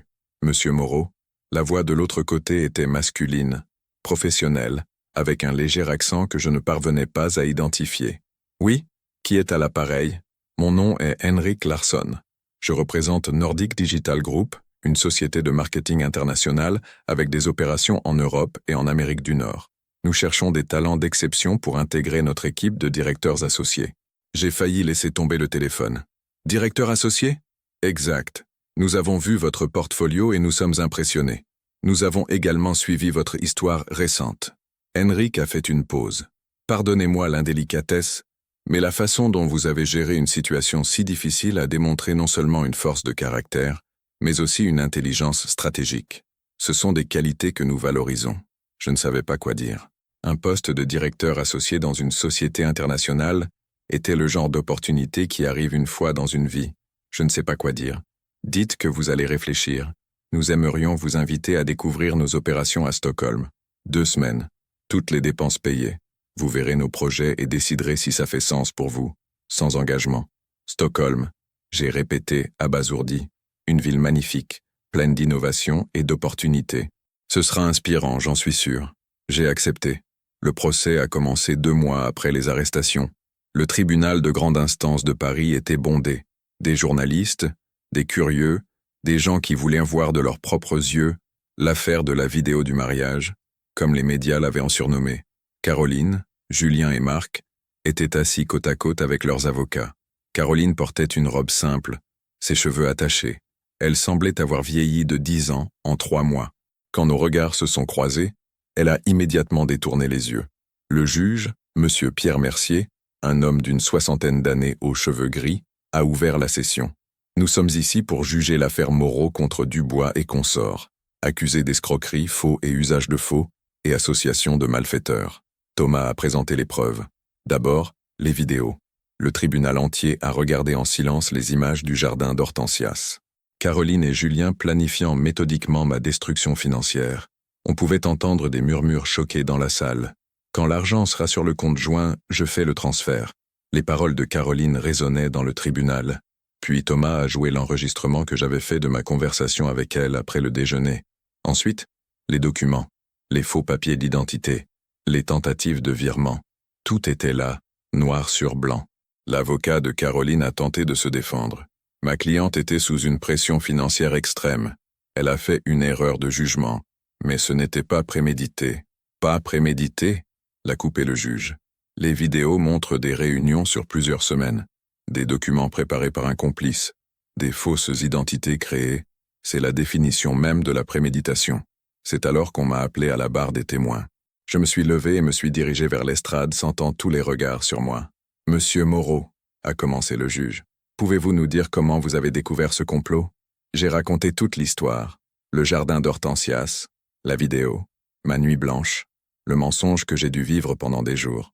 Comment vous êtes-vous senti quand vous avez découvert que votre fiancé et votre frère planifiaient cela a demandé le juge. J'ai regardé Caroline. Elle pleurait silencieusement. Trahi, détruit. J'ai passé 4 ans avec cette femme. J'ai construit une vie avec elle. Et en quelques heures, j'ai réalisé que rien n'était réel. Ma voix s'est brisée sur les derniers mots. L'avocat de Caroline m'a posé des questions. « Monsieur Moreau, n'est-il pas vrai que vous avez espionné votre famille avec cette vidéo ?»« Je n'ai rien espionné du tout. » ai-je répondu calmement. J'ai filmé ce qui se passait dans un jardin public lors de mon propre mariage. Ils ont choisi de trahir dans un endroit où ils pouvaient être vus. Mais vous auriez pu confronter votre fiancée directement, au lieu de monter toute cette mise en scène du déjeuner.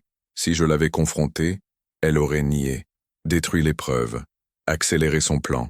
Mon avocat m'a conseillé d'attendre, de documenter, de protéger mes biens. C'est ce que j'ai fait. Le juge a hoché la tête, approuvant ma réponse. Puis ce fut au tour de Laurent, la première victime de Caroline, de témoigner. Il est monté à la barre, visiblement nerveux. « Monsieur Bertrand, expliquez-nous votre expérience avec l'accusé » a demandé le juge. J'ai rencontré Caroline en 2018. Elle s'appelait Sophie Martin à l'époque. Des murmures dans la salle. Elle était charmante, attentionnée. Nous nous sommes fiancés après 6 mois. Elle m'a convaincu de vendre mon entreprise de logistique à Marseille pour investir dans notre avenir ensemble. J'ai transféré 800 000 € sur un compte qu'elle avait ouvert. Le lendemain, elle avait disparu. Le compte était vide. Caroline a baissé la tête, honteuse. Philippe, le médecin, a témoigné ensuite. Elle s'appelait Élise Dubois quand je l'ai rencontrée à Nice en 2020. Même schéma, même charme, même manipulation. J'ai perdu 1,2 million d'euros. Damien, l'avocat, a raconté comment Caroline l'avait menacé quand il avait voulu porter plainte. Elle m'a dit qu'elle connaissait des gens dangereux, que ma fille de 8 ans pourrait avoir un accident. J'ai eu trop peur pour continuer. Le tribunal était silencieux. L'ampleur des crimes de Caroline devenait évidente. Julien a refusé de témoigner. Il est resté assis, le visage fermé, refusant de croiser le regard de quiconque. Son avocat a plaidé les circonstances atténuantes, la manipulation, le désespoir financier, mais le juge n'était pas convaincu. Caroline, par contre, a voulu parler. « Monsieur le juge, je voudrais dire quelque chose », a-t-elle dit en se levant. Le juge a acquiescé. Elle s'est tournée vers moi. « Je sais que rien de ce que je peux dire ne changera ce que j'ai fait. Je sais que tu ne me pardonneras jamais. Et tu ne devrais pas. » Sa voix tremblait. « J'ai des problèmes de jeu compulsif depuis l'âge de 20 ans. J'ai accumulé des dettes énormes. Des dettes qui ont grandi et grandi jusqu'à ce que je ne vois plus d'autre solution que de faire ça. Mais je te jure, au début, j'avais vraiment des sentiments pour toi. C'est devenu quelque chose d'autre, quelque chose de sombre. Et je ne peux pas l'excuser. Je me suis levé de mon siège. « Tu mens ?» ai-je dit calmement mais fermement. « Dans les vidéos, tu ne parles jamais de sentiments. Tu parles de mon argent, de me vider, de partir avec mon frère. C'était toujours un plan. Monsieur Moreau, asseyez-vous, a dit le juge. Mais je n'avais pas fini. Et ce n'est même pas la première fois. 3 autres hommes, 3 vies détruites, 3 familles brisées. C'est un mode de vie pour toi. » Caroline a pâli. « Asseyez-vous, monsieur Moreau, » a répété le juge, plus fermement cette fois. Je me suis assis, tremblant de colère. Après 4 jours de procès, le juge a rendu son verdict. Après examen de toutes les preuves présentées, ce tribunal déclare les 3 accusés coupables d'escroquerie, faux et usage de faux, et association de malfaiteurs. Un silence de mort s'est abattu sur la salle. Caroline Dubois, en tant que cerveau de cette opération et récidiviste dans ce type de comportement frauduleux, vous êtes condamnée à 10 ans de prison ferme et à 2 millions d'euros d'amende collective envers les 4 victimes. Caroline n'a pas bronché. Elle s'y attendait. Julien Moreau, avec votre implication directe et votre participation active, vous êtes condamné à 5 ans de prison ferme et à 300 000 euros d'amende. Julien a fondu en larmes. Marc Dubois, compte tenu de votre rôle de facilitateur et votre historique, vous êtes condamné à 3 ans de prison ferme et à 100 000 euros d'amende. Le juge a continué. De plus, tous les biens et sommes transférés frauduleusement sont immédiatement restitués à M. Moreau et aux autres victimes. Les accusés sont solidairement responsables des dommages et intérêts. Il a frappé son marteau. Séance levée. Les gardes ont emmené Caroline, Julien et Marc. Caroline m'a regardé une dernière fois avant de sortir de la salle. Ses yeux disaient « Pardon », mais le pardon n'effacerait pas ce qu'elle avait fait. Dehors, sur les marches du palais de justice, Thomas m'a serré la main. C'est fini. Justice a été rendue. Merci Thomas. Pour tout. C'était un honneur de t'aider. Les journalistes nous ont assaillis de questions. Monsieur Moreau, comment vous sentez-vous? Allez-vous pardonner à votre frère? Que pensez-vous de la condamnation? Je les ai ignorés et suis monté dans la voiture de Thomas. Une semaine plus tard, j'ai signé les papiers de l'annulation de mariage. 4 ans de relation dissous en quelques signatures. Ma mère était avec moi. C'est fait, ai-je dit en posant le stylo. C'est vraiment fini. Sophie m'a serré dans ses bras. Tu es libre maintenant, mon fils. Libre de recommencer. Et elle avait raison. J'étais libre. Libre des mensonges. Libre de la trahison. Libre de recommencer. 2 semaines après le procès, j'étais dans un avion en direction de Stockholm. J'avais laissé Paris derrière moi, avec ses souvenirs douloureux et ses fantômes. Ma mère était retournée à Annecy plus forte, plus résiliente, redécouverte après une thérapie intensive. Je suis fier de toi, m'avait dit Sophie à l'aéroport en m'embrassant. Tu as pris la pire situation possible et tu l'as transformée en opportunité. Tu es plus fort que tu ne l'imagines. J'ai appris de la meilleure, avais-je répondu en la serrant fort. Thomas m'avait accompagné jusqu'à la porte d'embarquement. 2 semaines passent vite, avait-il dit en essayant de paraître confiant. Je sais, et je vais revenir, Thomas. Je te le promets. Je sais que tu reviendras. Mais si tu arrives là-bas et que tu décides de rester, si tu trouves une nouvelle vie, un nouveau bonheur, je comprendrai. Je veux juste que tu sois heureux. Je suis déjà heureux. Avec toi.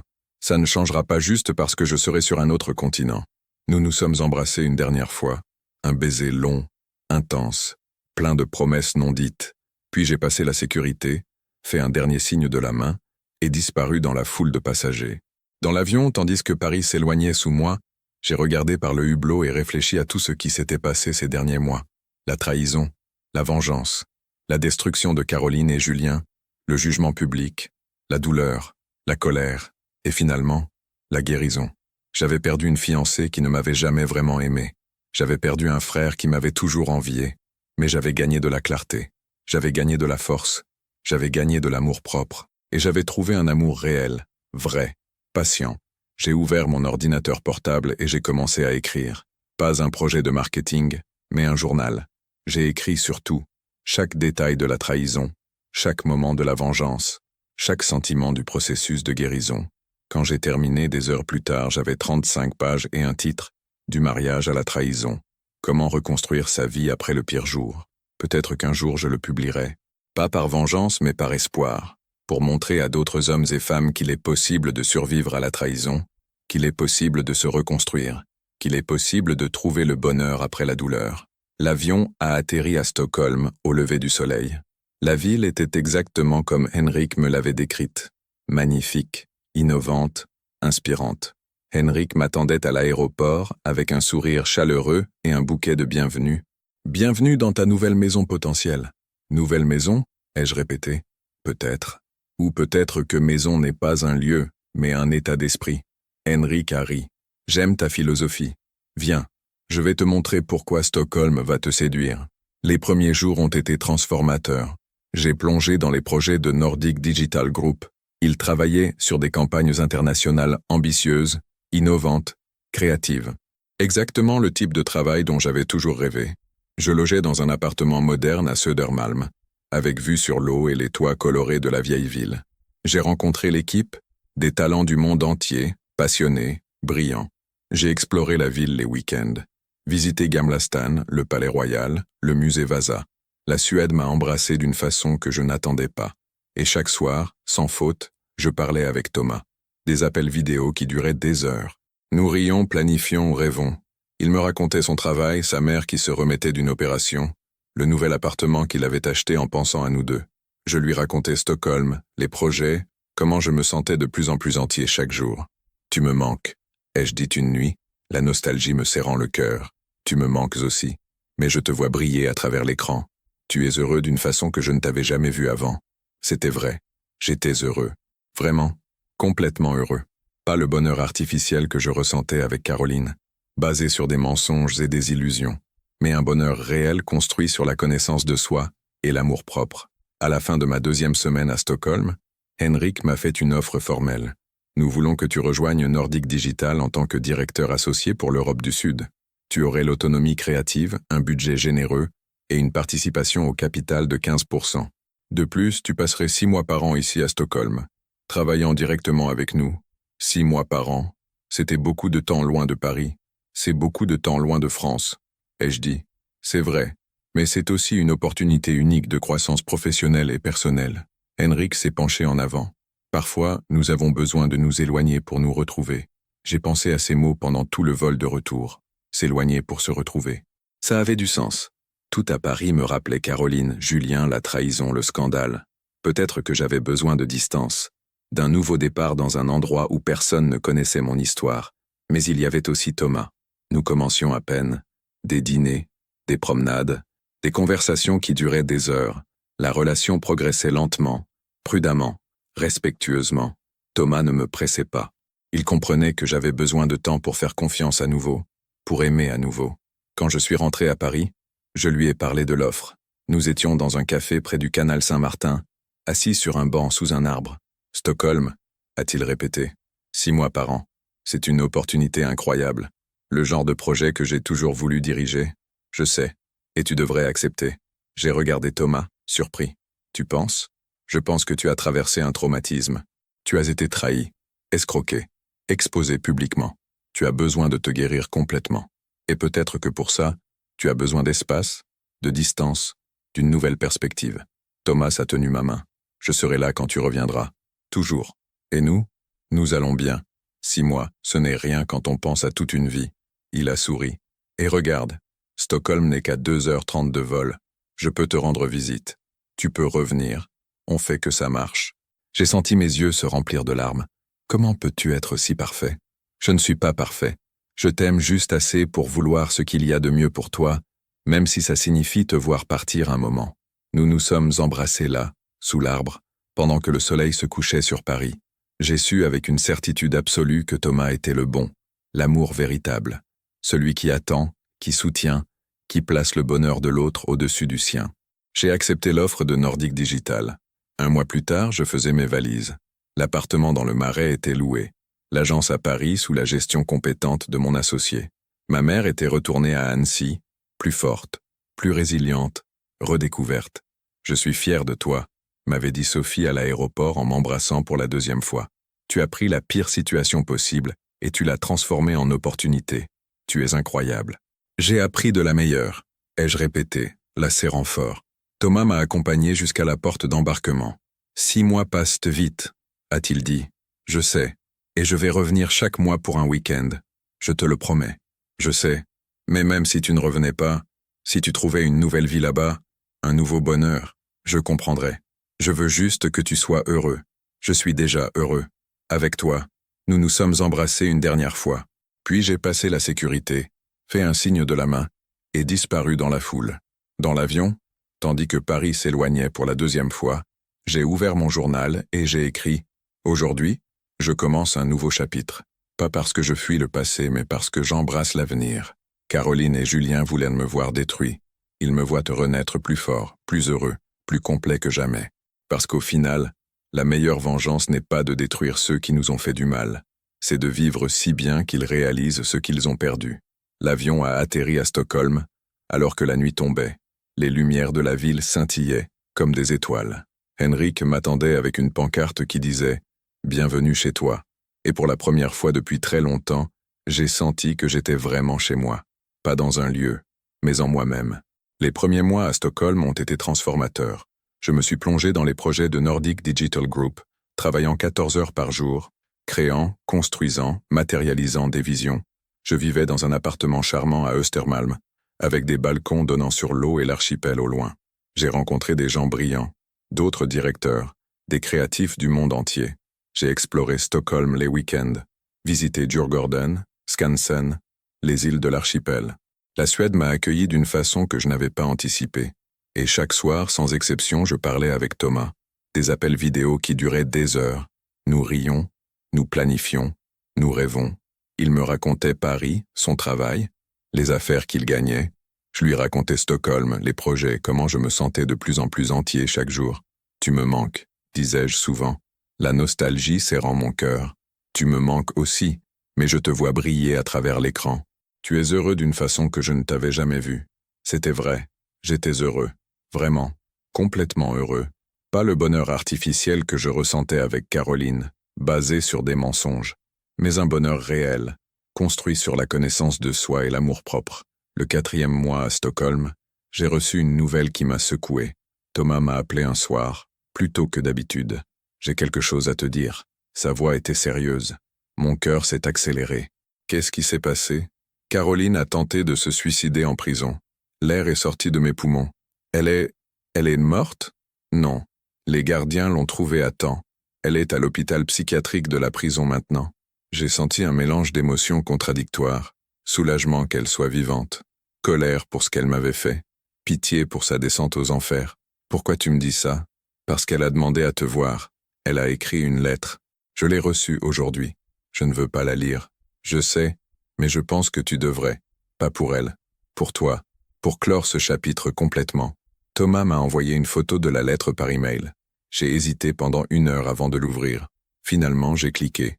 L'écriture était tremblante, presque illisible. Je ne m'attends pas à ton pardon. Je ne le mérite pas. Je voulais juste que tu saches. J'ai tout perdu. Ma liberté, ma dignité, ma santé mentale. Mais le pire, c'est que j'ai perdu la seule personne qui m'ait vraiment aimé. Toi. Oui, au début, c'était un plan. Mais quelque part en cours de route, je suis tombée amoureuse de toi. Vraiment amoureuse. Je ne l'ai jamais dit parce que ça aurait ruiné le plan. Et maintenant, je vis avec ce regret chaque seconde. Je ne te demande pas de venir me voir. Je ne te demande rien. Je voulais juste que tu saches que mon plus grand regret n'est pas d'avoir été prise. C'est d'avoir détruit quelque chose de réel pour de l'argent qui ne vaut rien maintenant. Je suis désolé. Pour tout. Caroline. J'ai lu la lettre 3 fois, puis je l'ai supprimée. Certaines choses ne méritent pas de réponse. Si Caroline avait vraiment eu des sentiments, elle aurait arrêté le plan. Elle aurait avoué. Elle aurait choisi l'amour plutôt que l'argent. Elle ne l'a pas fait. Et maintenant, elle vivait avec les conséquences. J'ai appelé Thomas. Je l'ai lu. Et rien. C'est fini. Je ne vais pas la voir. Je ne vais pas répondre. Elle a fait ses choix. Moi aussi. Je suis fier de toi. Et Julien? Ai-je demandé. C'était la première fois que je prononçais son nom depuis le procès. Thomas a hésité. Il purge sa peine. Comportement exemplaire apparemment. Il pourrait sortir dans 3 ans avec une réduction de peine. Ma mère le sait? Elle sait? Elle ne va toujours pas le voir. Bien. Un silence. Tu penses que tu lui pardonneras un jour? A demandé Thomas doucement. Je ne sais pas. Peut-être, dans longtemps. Mais pas maintenant. Maintenant, je suis en train de construire une vie où il n'existe pas. C'est sain. Les mois ont passé. Mon travail à Nordic Digital était un succès retentissant. J'avais dirigé 3 campagnes internationales majeures, toutes couronnées de succès. L'une d'elles, pour une marque de mode durable, avait remporté le prix Cannes Lions d'Or. Quand ils ont annoncé mon nom sur scène à Cannes, j'ai pensé à quel point ma vie avait changé en 1 an. De marié trahi à directeur associé primé. Thomas était dans le public, applaudissant plus fort que quiconque. Il était venu à Cannes pour me soutenir. « Je suis tellement fier de toi », a-t-il dit en me serrant dans ses bras après la cérémonie. « Tu as transformé la douleur en puissance. » Cette nuit-là, dans notre chambre d'hôtel à Cannes, avec vue sur la Méditerranée, quelque chose a changé entre nous. « Je veux qu'on vive ensemble », ai-je dit soudainement. Thomas m'a regardé, surpris. « Ensemble? Mais tu es à Stockholm 6 mois par an. » Je sais. Mais les 6 autres mois, je suis à Paris. Et même à Stockholm, je reviens un week-end par mois. Ça suffit pour construire une vie ensemble, une vraie vie. Thomas a souri, un sourire plein de joie, d'espoir, d'amour. Tu es sûr? Plus sûr que je ne l'ai jamais été. Nous nous sommes embrassés alors que les vagues de la Méditerranée frappèrent la plage en contrebas. Et j'ai su que j'avais finalement trouvé ce que j'avais cherché toute ma vie. Un amour vrai, un partenaire égal, une maison qui n'était pas un lieu, mais une personne. 2 mois plus tard, nous avions emménagé ensemble dans un appartement à Saint-Germain-des-Prés. 3 chambres, une terrasse avec vue sur les toits de Paris, une cuisine où nous adorions cuisiner ensemble les week-ends. Ma mère venait nous rendre visite régulièrement depuis Annecy. Elle adorait Thomas. Il te rend heureux d'une façon que Caroline n'a jamais fait, m'avait-elle dit un dimanche pendant le déjeuner. Parce que son amour est vrai, pas calculé, pas conditionnel, juste, vrai. Je sais, maman. Et je le savais. Chaque jour avec Thomas me le prouvait. À Stockholm, Ma vie professionnelle continuait à prospérer. Nordic Digital m'avait proposé d'augmenter ma participation au capital à 20%. J'avais une équipe de 15 personnes sous ma direction. Nous travaillions sur des projets en France, en Espagne, en Italie, au Portugal. Ma vie était partagée entre deux villes, deux cultures, deux rythmes. Et c'était parfait. 1 an après mon arrivée à Stockholm, j'ai reçu un appel inattendu. C'était Laurent, la première victime de Caroline. « Je voulais te remercier », a-t-il dit. « Sans toi, sans ta vidéo, sans ton courage d'exposer tout ça, je n'aurais jamais eu justice. Caroline purge 10 ans. Moi, Philippe et Damien, on a récupéré une partie de notre argent grâce aux saisies. Mais surtout, on a créé une association pour aider les victimes de fraude matrimoniale. » Une association? Oui, on offre un soutien juridique et psychologique gratuit. On a déjà aidé plus de 150 personnes en 1 an. J'ai senti mon cœur se gonfler. C'est incroyable. On voulait transformer notre douleur en but. Et maintenant, personne ne doit passer seul par ce qu'on a vécu. Ta vidéo, qui au début était une source d'humiliation pour toi, est devenue un outil éducatif. On l'utilise dans nos ateliers sur les relations abusives et les arnaques affectives. J'ai autorisé l'utilisation de la vidéo pour leur association. Si mon expérience la plus douloureuse pouvait aider d'autres personnes, alors elle avait un sens. Cette nuit-là, j'ai appelé ma mère. « Maman, tu te souviens quand tu m'as dit que le jour de mon mariage était le pire jour de ma vie? Je m'en souviens. Je pense maintenant que c'était le meilleur jour. » Silence. « Comment le pire jour peut être le meilleur ?» a-t-elle demandé confuse. « Parce que c'était le jour qui m'a libéré d'un mensonge. Le jour qui m'a montré ma force. Le jour qui a changé la trajectoire de ma vie. D'une vie basée sur des illusions à une vie basée sur la vérité. Si je n'avais pas découvert la trahison ce jour-là, j'aurais épousé Caroline. J'aurais été volé. J'aurais gaspillé encore plus d'années avec une criminelle. Alors oui, c'était terrible. C'était douloureux. Mais c'était nécessaire. Ma mère a pleuré au téléphone. Des larmes de fierté. Mon fils, tu es devenu l'homme le plus sage que je connaisse. Nous avons parlé pendant des heures cette nuit-là. De la douleur, de la guérison, de la reconstruction et de l'amour que j'avais trouvé avec Thomas. Un amour qui n'était pas basé sur la passion aveugle, mais sur le respect, la confiance et l'authenticité. 2 ans après le mariage raté, j'étais assis sur le balcon de notre appartement à Stockholm. Thomas dormait encore, enroulé dans la couverture. Le soleil se levait sur l'archipel, peignant le ciel en orange et rose. J'ai pris mon téléphone et j'ai ouvert les anciennes vidéos, pas celles du jardin. Je l'avais supprimée de mon téléphone depuis longtemps, mais des vidéos de moi, avant Caroline, pendant la relation, après, j'ai vu l'évolution. L'homme anxieux et contrôlé qui essayait de tout planifier parfaitement. L'homme brisé qui pleurait dans une suite d'hôtels après avoir découvert la trahison. Et maintenant, l'homme en paix qui souriait en regardant le lever du soleil. Thomas s'est réveillé et m'a rejoint sur le balcon. À quoi tu penses? À quel point ma vie a changé? En mieux? En infiniment mieux. Il m'a embrassé sur le front. Tu as fait ça toi-même. Tu as pris la destruction et tu as construit quelque chose de magnifique. On l'a fait ensemble. Et c'était vrai. Parce que la guérison n'est pas un voyage solitaire. C'est un voyage qu'on fait avec les gens qui nous aiment vraiment. 3 ans après ce jour maudit dans le jardin d'Hortensias, ma vie était méconnaissable. J'étais assis dans mon bureau à Stockholm, regardant les statistiques du dernier trimestre. Nordic Digital Group avait triplé son chiffre d'affaires en Europe du Sud sous ma direction. Nous avions ouvert des bureaux à Madrid, Milan et Lisbonne. Mon équipe était passée de 15 à 60 personnes. J'étais devenu l'un des directeurs les plus jeunes et les plus performants de l'entreprise. Mais ce qui me rendait le plus fier, ce n'était pas les chiffres. C'était le fait que j'avais construit tout ça honnêtement, éthiquement, entouré de gens qui me respectaient vraiment. Henrik est entré dans mon bureau avec un sourire énorme. Félicitations sont de mise. Pourquoi? Le conseil d'administration vient de voter. Tu es promu vice-président exécutif pour l'Europe, et ta participation au capital passe à 25%. J'ai failli tomber de ma chaise. Vice-président exécutif, 25% du capital. C'était le genre de position dont on rêve toute une carrière. Je ne sais pas quoi dire. Dis oui, tu l'as mérité. Tu as transformé notre division européenne en machine de guerre. Henrik s'est assis. Et il y a plus. Le conseil veut que tu sièges au board global. Tu serais le plus jeune membre de l'histoire de Nordic Digital. J'ai appelé Thomas immédiatement après la réunion.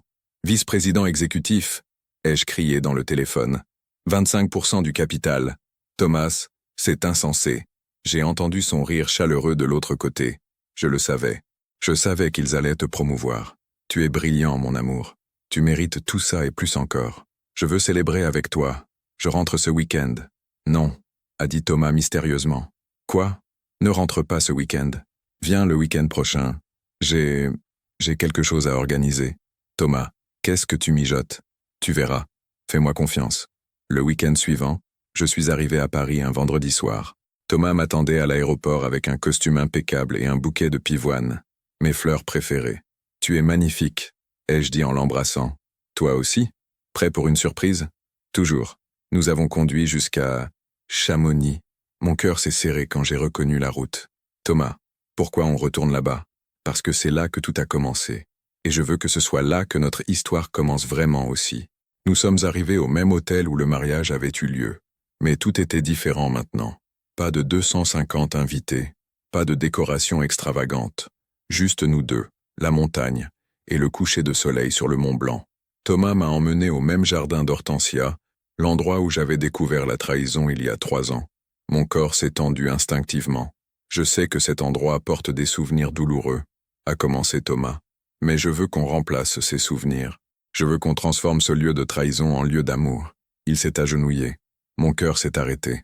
Il y a 6 ans, je suis tombé amoureux de toi. Mais tu étais avec quelqu'un d'autre, alors je suis resté ton ami. Il y a 3 ans, tu as découvert la pire trahison de ta vie. Et j'ai pu enfin te montrer ce qu'est le vrai amour. Aujourd'hui, je veux passer le reste de ma vie à te prouver chaque jour que tu mérites d'être aimé. Vraiment aimé. Sans condition. Sans arrière-pensée. Il a sorti une boîte. À l'intérieur, 2 alliances simples en or. Veux-tu m'épouser? Les larmes coulaient sur mon visage. Mais cette fois, c'étaient des larmes de joie pure. Oui, 1000 fois oui. Nous nous sommes embrassés dans ce jardin, au même endroit où j'avais filmé la trahison. Mais maintenant, c'était un lieu de promesse, de renouveau, d'amour véritable. On se marie ici? Ai-je demandé. Si tu veux, ou ailleurs, peu importe le lieu. Ce qui compte, c'est qu'on soit ensemble. Je veux me marier ici. Je veux remplacer complètement ce souvenir. Thomas a souri. Alors on le fera. Petit, intime. Juste nous, ta mère, quelques amis proches. Parfait. 6 mois plus tard, nous nous sommes mariés. Pas de 250 invités. Juste 30 personnes. Ma mère, Sophie, rayonnante. Les 3 victimes de Caroline, Laurent, Philippe, Damien, venus témoigner de mon parcours. Henrik et quelques collègues de Nordic Digital, les meilleurs amis de Thomas. La cérémonie était simple, élégante, vraie. Nous avons échangé nos vœux dans le même jardin d'Hortensia. Mais cette fois, il n'y avait pas de trahison cachée, juste de l'amour pur. Je promets de t'aimer dans la vérité, ai-je dit, ma voix tremblante d'émotion, de ne jamais te mentir, de construire avec toi une vie basée sur la confiance, le respect et l'authenticité. Je promets d'être ton partenaire, a répondu Thomas. Pas ta moitié, parce que tu es déjà complet, mais ton égal, ton soutien, ton amour pour toujours. Nous nous sommes embrassés sous les applaudissements, et j'ai senti quelque chose se fermer définitivement. Le chapitre Caroline, le chapitre Julien, le chapitre trahison, tout était terminé. Un nouveau livre commençait. La fête après la cérémonie était joyeuse, légère, pleine de rire. Ma mère a fait un discours qui nous a tous fait pleurer. Il y a 3 ans, j'ai vu mon fils détruit, brisé par la trahison de personnes qu'il aimait. Aujourd'hui, je le vois reconstruit, plus fort, plus sage, plus heureux que jamais. Et je vois l'homme qui l'a aidé à se reconstruire. Thomas, tu n'es pas juste son mari, tu es son sauveur, sa lumière. Sophie a levé son verre. À l'amour qui guérit, à l'amour qui construit, à l'amour vrai. Tout le monde a trinqué. Laurent s'est approché de moi pendant la soirée. Tu sais, notre association aide maintenant plus de 500 personnes par an. 500? Ai-je répété, impressionné. Oui. Des hommes et des femmes de partout en France. Certains d'Europe. Et tout ça a commencé avec ta vidéo. Avec ton courage d'exposer la vérité. Tu as transformé ta pire expérience en outil de guérison pour des centaines de personnes. J'ai senti mon cœur se gonfler de fierté. Pas de vanité, mais de sens. Ma douleur avait un but. Ma trahison avait servi à protéger d'autres personnes. Plus tard dans la soirée, alors que Thomas et moi dansions seuls sur la terrasse, j'ai murmuré « Tu sais ce que j'ai réalisé ?»« Quoi ?» Caroline ne m'a jamais fait danser comme ça, avec cette liberté, cette joie, cette paix. Parce qu'avec elle, tu performais. Avec moi, tu es. Et il avait raison. Avec Caroline, j'étais toujours en train d'essayer d'être assez bien, assez riche, assez parfait. Avec Thomas, J'étais juste moi. Et c'était suffisant. C'était plus que suffisant. 1 an après notre mariage, nous avons pris une décision majeure. Et si on adoptait? Ai-je dit un soir pendant un dîner à Stockholm. Thomas a levé les yeux, surpris. Adopter? Un enfant? Oui. Je te vois avec les enfants de tes amis. Je vois comment tu les regardes. Tu serais un père incroyable. Et toi aussi. Nous avons commencé le processus d'adoption. C'était long, compliqué, éprouvant. Mais 18 mois plus tard, nous avons reçu l'appel. Il y a un petit garçon, 5 ans. Il s'appelle Lucas. Il cherche une famille. Quand nous avons rencontré Lucas pour la première fois, mon cœur a fondu. Il était petit, avec de grands yeux bruns, timide mais curieux. Bonjour Lucas, ai-je dit en m'agenouillant à sa hauteur. Bonjour. On s'est dit que peut-être tu aimerais venir vivre avec nous. On a une grande maison avec une chambre juste pour toi. Et on aime beaucoup les Legos. Les yeux de Lucas se sont illuminés. J'aime les Legos. Alors tu vas adorer ta nouvelle chambre. 3 mois plus tard, Lucas emménageait officiellement avec nous. Nous avions choisi de vivre principalement à Paris pour lui offrir de la stabilité. Je continuais à aller à Stockholm 1 semaine par mois. Mais j'avais réduit mon temps là-bas pour être plus présent pour Lucas. Nordic Digital avait été incroyablement compréhensif. La famille d'abord, avait dit Henrik. Toujours. Regarder Thomas avec Lucas était la chose la plus belle que j'ai jamais vue. Il était patient, aimant, présent d'une façon que je n'avais jamais imaginée. Et moi, j'ai découvert une partie de moi que je ne connaissais pas, la partie père, la partie qui voulait protéger, guider, aimer inconditionnellement. 4 ans après le mariage raté, j'ai reçu un appel inattendu. C'était un numéro inconnu. J'ai hésité, puis répondu. « Allô? C'est Julien. » Mon sang s'est glacé. « Comment as-tu eu ce numéro? » Maman me l'a donné. « S'il te plaît, ne raccroche pas. » J'aurais dû raccrocher. Mais quelque chose m'a retenu. « Qu'est-ce que tu veux? » Je sors dans 2 mois. Réduction de peine pour bon comportement. Silence. Je ne t'appelle pas pour te demander de me pardonner. Je sais que c'est impossible. Je t'appelle juste pour te dire « Merci. » « Merci » ai-je répété, incrédule. « Merci de m'avoir arrêté. Si tu ne l'avais pas fait, j'aurais continué sur ce chemin. J'aurais fait pire. Je serais devenu un monstre. La prison m'a sauvé. La thérapie m'a sauvé. J'ai compris tellement de choses sur moi, sur la jalousie, sur le ressentiment. Je ne m'attends pas à ce qu'on redevienne frères. Mais je voulais que tu saches, tu avais raison. Pour tout. J'ai respiré profondément. Je ne te pardonne pas, Julien. Pas encore. Peut-être jamais. Je sais, mais je te souhaite de trouver la paix. Comme je l'ai trouvée. Tu es heureux? A demandé Julien doucement. Plus heureux que je ne l'ai jamais été. Alors j'ai au moins fait une bonne chose. En te trahissant, je t'ai libéré pour trouver ton vrai bonheur. Ce n'est pas grâce à toi, Julien. C'est malgré toi. Je sais. Prends soin de toi, grand frère. Il a raccroché. J'ai regardé le téléphone pendant longtemps. Thomas est entré dans la pièce. C'était qui? Julien. Et, je pense que je suis en train de guérir. Vraiment guérir. Parce que guérir ne signifie pas pardonner. Guérir signifie ne plus porter la douleur. Ne plus laisser la trahison définir qui on est. Et ce soir-là, en regardant Thomas lire une histoire à Lucas dans notre salon parisien, j'ai réalisé quelque chose. J'avais gagné. Pas contre Caroline. Pas contre Julien. Mais contre la douleur. Contre la trahison. Contre l'idée que j'étais brisé de façon irréparable. J'avais reconstruit non seulement ma vie, mais moi-même. Et la personne que j'étais devenue était infiniment meilleure que celle que j'étais avant. 5 ans depuis ce jardin d'hortensia maudit qui avait changé ma vie pour toujours. Je suis assis sur la terrasse de notre maison à Annecy, regardant le lac scintiller sous le soleil d'été. Thomas est dans la cuisine en train de préparer le déjeuner. Lucas, maintenant 10 ans, joue au football dans le jardin avec ma mère Sophie, qui a 68 ans et plus d'énergie que jamais. « Papa, regarde ce que je peux faire !» crie Lucas en faisant des jongles avec le ballon. « Papa, ce mot ne cessera jamais de me faire fondre le cœur. Incroyable champion !» je crie en retour. Ma vie est méconnaissable, et je n'échangerai ça pour rien au monde. Il y a 6 mois, j'ai publié un livre.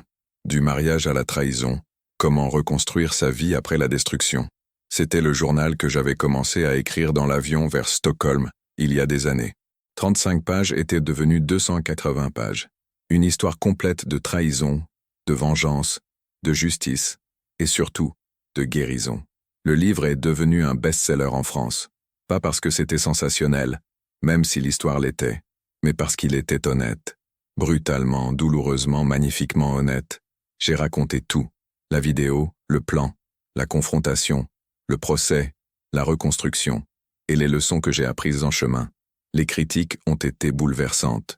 Un témoignage puissant sur la résilience humaine. Le monde plus qu'une histoire de trahison, c'est un manuel de survie émotionnelle. Le Figaro. Il transforme sa pire expérience en espoir pour des milliers de personnes. Libération. Mais ce qui m'a le plus touché, ce sont les lettres. Des centaines, puis des milliers, d'hommes et de femmes qui avaient été trahis, escroqués, détruits, qui me remercièrent d'avoir partagé mon histoire, qui me disaient que mon livre leur avait donné de l'espoir, qu'ils pouvaient eux aussi se reconstruire. L'association fondée par Laurent, Philippe et Damien a explosé. Ils aident maintenant plus de 2000 personnes par an. Ils ont ouvert des antennes dans 15 villes françaises. Et ils m'ont demandé d'être leur ambassadeur. Je donne des conférences, je témoigne, je partage mon expérience. Non pas pour me venger de Caroline ou Julien, mais pour protéger d'autres personnes. Pour que personne ne passe seul par ce que j'ai vécu, ma vie professionnelle a également atteint des sommets que je n'aurais jamais imaginés. À 42 ans, je suis vice-président exécutif de Nordic Digital Group pour toute l'Europe. Mon capital dans l'entreprise est maintenant à 30%, mais j'ai réduit mes heures, drastiquement, parce que j'ai appris quelque chose de fondamental ces 5 dernières années. Le succès sans équilibre n'est pas du succès, c'est juste une autre forme de prison. Maintenant, je travaille 4 jours par semaine. Les vendredis sont réservés à Lucas. Nous allons au parc. Nous construisons des Legos. Nous parlons de la vie. Les week-ends sont pour Thomas et ma famille. Et je n'ai jamais été aussi productif professionnellement. Parce que quand on est heureux, on est meilleur dans tout ce qu'on fait. Le déjeuner est prêt, appelle Thomas depuis la cuisine. Nous nous rassemblons autour de la grande table en bois sur la terrasse. Ma mère, Thomas, Lucas, moi. Une famille choisie. Une famille vraie. Avant de manger, je veux dire quelque chose, commence Sophie en levant son verre. Il y a 5 ans, j'ai cru que j'avais perdu un fils. Julien avait fait l'impensable. Notre famille était détruite. Elle me regarde, les yeux brillants. Mais aujourd'hui, je vois que je n'ai pas perdu un fils. J'en ai gagné 2. Elle sourit à Thomas. Et un petit-fils. Elle ébouriffe les cheveux de Lucas. Vous m'avez montré que la famille n'est pas toujours le sang. C'est l'amour, c'est le choix, c'est la présence. À la famille. Elle lève son verre. À la famille. Nous répétons tous en trinquant. Lucas me regarde avec ses grands yeux bruns. Papa, c'est vrai que tu as été trahi le jour de ton mariage? Il a lu le livre. Nous avons décidé de ne rien lui cacher. Les enfants méritent la vérité. Oui, champion, c'est vrai. Ça t'a rendu triste? Très triste. Pendant longtemps. Et maintenant, je regarde Thomas, je regarde Lucas, je regarde ma mère. Maintenant, je suis reconnaissant. Lucas fronce les sourcils. Reconnaissant d'avoir été trahi? Reconnaissant d'avoir découvert la trahison. Parce que si je ne l'avais pas découverte ce jour-là, je n'aurais jamais eu cette vie, cette famille. Je n'aurais jamais rencontré ton père Thomas. Je ne t'aurais jamais adopté. Je serais coincé dans un mensonge. Lucas réfléchit. Alors parfois, les mauvaises choses nous mènent aux bonnes choses? Exactement, je souris. Si on les laisse. Si on choisit d'en faire quelque chose de bien. Après le déjeuner, Thomas et moi marchons seuls le long du lac, main dans la main, comme nous le faisons chaque dimanche. Tu as des nouvelles de Julien? Demande Thomas. C'est la première fois qu'il mentionne ce nom depuis des mois. Il m'a écrit. Il est sorti de prison il y a 2 ans. Il vit à Toulouse maintenant. Il travaille comme photographe pour des associations caritatives. Tu lui as répondu? Non. Mais je ne l'ai pas bloqué non plus. Ça veut dire quoi? Je réfléchis. Ça veut dire que je ne suis plus en colère. Je ne lui ai pas pardonné. Peut-être que je ne lui pardonnerai jamais. Mais je ne porte plus cette rage. Il existe quelque part. Il vit sa vie. Et moi, je vis la mienne. Et nos vies ne se croisent pas. Et c'est bien comme ça. Thomas serre ma main. Tu as tellement grandi. Nous avons grandi. Ensemble. Nous nous arrêtons près d'un banc avec vue sur les montagnes. Tu te souviens de ce que tu m'as dit il y a 5 ans? Demande Thomas. Dans l'avion vers Stockholm? Quoi? Que tu avais besoin de temps pour guérir, pour te retrouver. Je m'en souviens. Tu penses que tu as guéri? Je regarde le lac, les montagnes, le ciel bleu sans nuages. Je pense que guérir n'est pas un événement unique. C'est un processus. Continue. Certains jours, je me réveille et je ne pense même pas à Caroline ou Julien. Certains jours, un souvenir me frappe de nulle part et ça fait encore mal. Mais la différence, c'est que maintenant, la douleur ne me définit plus. Elle fait partie de mon histoire. Mais ce n'est pas toute mon histoire. Thomas m'embrasse doucement. Je t'aime. Pour ton courage. Pour ta résilience. pour ta capacité à transformer la douleur en sagesse. Je t'aime aussi, pour m'avoir attendu, pour m'avoir montré ce qu'est l'amour véritable. Ce soir-là, après avoir couché Lucas, je m'assois à mon bureau. J'ouvre mon ordinateur et je commence à écrire. Pas un nouveau livre, mais une lettre. Une lettre que je ne sais pas si j'enverrai jamais, mais que j'ai besoin d'écrire. Cher lecteur, si vous lisez ceci, c'est probablement parce que vous avez vécu quelque chose de similaire à ce que j'ai vécu. Trahison, mensonge, destruction. Peut-être que c'était votre partenaire, peut-être votre famille, peut-être un ami proche, et peut-être que vous vous sentez brisé de façon irréparable. Je veux que vous sachiez quelque chose. Vous n'êtes pas brisé, vous êtes blessé, et il y a une différence. Ce qui est brisé ne peut pas être réparé, mais ce qui est blessé peut guérir. Ça prend du temps, parfois des années, parfois toute une vie, mais c'est possible. Voici ce que j'ai appris en 5 ans. Leçon 1. La vengeance n'est pas la haine. Quand j'ai exposé Caroline et Julien, certains ont dit que j'étais cruel, que j'étais vengeur. Mais la vengeance n'était pas de la haine, c'était de la justice. Caroline était une criminelle en série. Si je ne l'avais pas arrêtée, elle aurait continué à détruire des vies. Ma vengeance a sauvé de futures victimes. Parfois, exposer la vérité n'est pas de la cruauté, c'est de la responsabilité. Leçon 2. La confiance n'est pas la naïveté. Après la trahison, j'ai eu peur de ne plus jamais pouvoir faire confiance à quelqu'un. Mais j'ai appris que la confiance n'est pas de la naïveté. Faire confiance ne signifie pas fermer les yeux. Ça signifie donner une chance tout en restant vigilant. Ça signifie vérifier, poser des questions, protéger vos intérêts. Thomas a ma confiance. Mais je sais aussi qu'il a signé un contrat prénuptial. Pas parce que je ne lui fais pas confiance, mais parce que la prudence n'est pas de la méfiance. C'est de la sagesse. Leçon 3. Le pardon n'est pas obligatoire. La société nous dit qu'on doit pardonner pour guérir. C'est faux. Le pardon est un choix, pas une obligation. Je n'ai pas pardonné à Julien. Peut-être que je ne le ferai jamais. Et c'est OK. Ce qui compte, ce n'est pas le pardon. C'est de ne plus porter la colère. Je ne souhaite pas de mal à Julien. Mais je ne veux pas non plus qu'il soit dans ma vie. Et cette limite est saine. Leçon 4. L'amour vrai existe après Caroline. J'ai cru que l'amour était toujours calculé, toujours conditionnel. Mais Thomas m'a montré que l'amour véritable existe. C'est l'amour qui attend, qui soutient, qui respecte. C'est l'amour qui dit « Je veux que tu sois heureux même si ce bonheur ne m'inclut pas. » Cet amour existe. Vous le méritez. Ne vous installez jamais pour moins. Leçon 5. Votre douleur a un but. Pendant longtemps, j'ai pensé que ma trahison était juste une perte. Mais aujourd'hui, grâce à mon livre et à l'association, ma douleur aide des milliers de personnes. Votre douleur aussi peut avoir un but. Peut-être que vous aiderez quelqu'un d'autre qui traverse la même chose.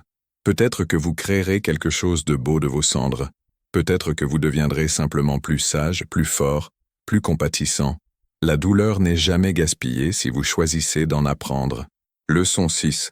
Vous êtes plus fort que vous ne le pensez. Le jour où j'ai découvert la trahison, j'ai pensé que je ne survivrais pas. 5 ans plus tard, je ne survis pas seulement. Je prospère. Vous aussi, vous êtes plus fort que vous ne le pensez. Vous avez survécu à 100% de vos pires jours jusqu'à présent. Vous survivrez à celui-ci aussi. Et un jour, vous ne survivrez plus juste. Vous vivrez. Leçon finale. La meilleure vengeance est de vivre bien. Caroline voulait me voir détruit, pauvre, brisé. Aujourd'hui, je suis vice-président d'une entreprise internationale. J'ai un mari qui m'aime vraiment. J'ai un fils magnifique. J'ai écrit un best-seller. J'aide des milliers de personnes. Je suis heureux. La meilleure vengeance n'est pas de détruire ceux qui nous ont fait du mal. C'est de vivre si magnifiquement qu'ils réalisent ce qu'ils ont perdu. Alors si vous êtes blessé en ce moment, sachez ceci. Ce n'est pas la fin de votre histoire. C'est juste la fin d'un chapitre. Un nouveau chapitre commence. Et celui-ci, vous en êtes l'auteur. Avec amour et espoir, un homme qui a survécu et qui prospère maintenant. Je relis la lettre, puis je l'envoie à mon éditeur. Publie ça en postface de la prochaine édition du livre. J'écris. Il répond en quelques minutes. C'est parfait. C'est exactement ce dont les gens ont besoin. Je ferme l'ordinateur et je vais sur la terrasse. Les étoiles brillent au-dessus du lac d'Annecy. Thomas me rejoint, enroulant ses bras autour de moi par derrière. À quoi tu penses? À quel point la vie est étrange. Comment ça? Il y a 5 ans, j'étais dans un jardin d'hortensias, filmant la pire trahison de ma vie.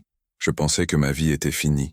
Aujourd'hui, je suis ici, avec toi, avec Lucas, avec une carrière incroyable, avec un but.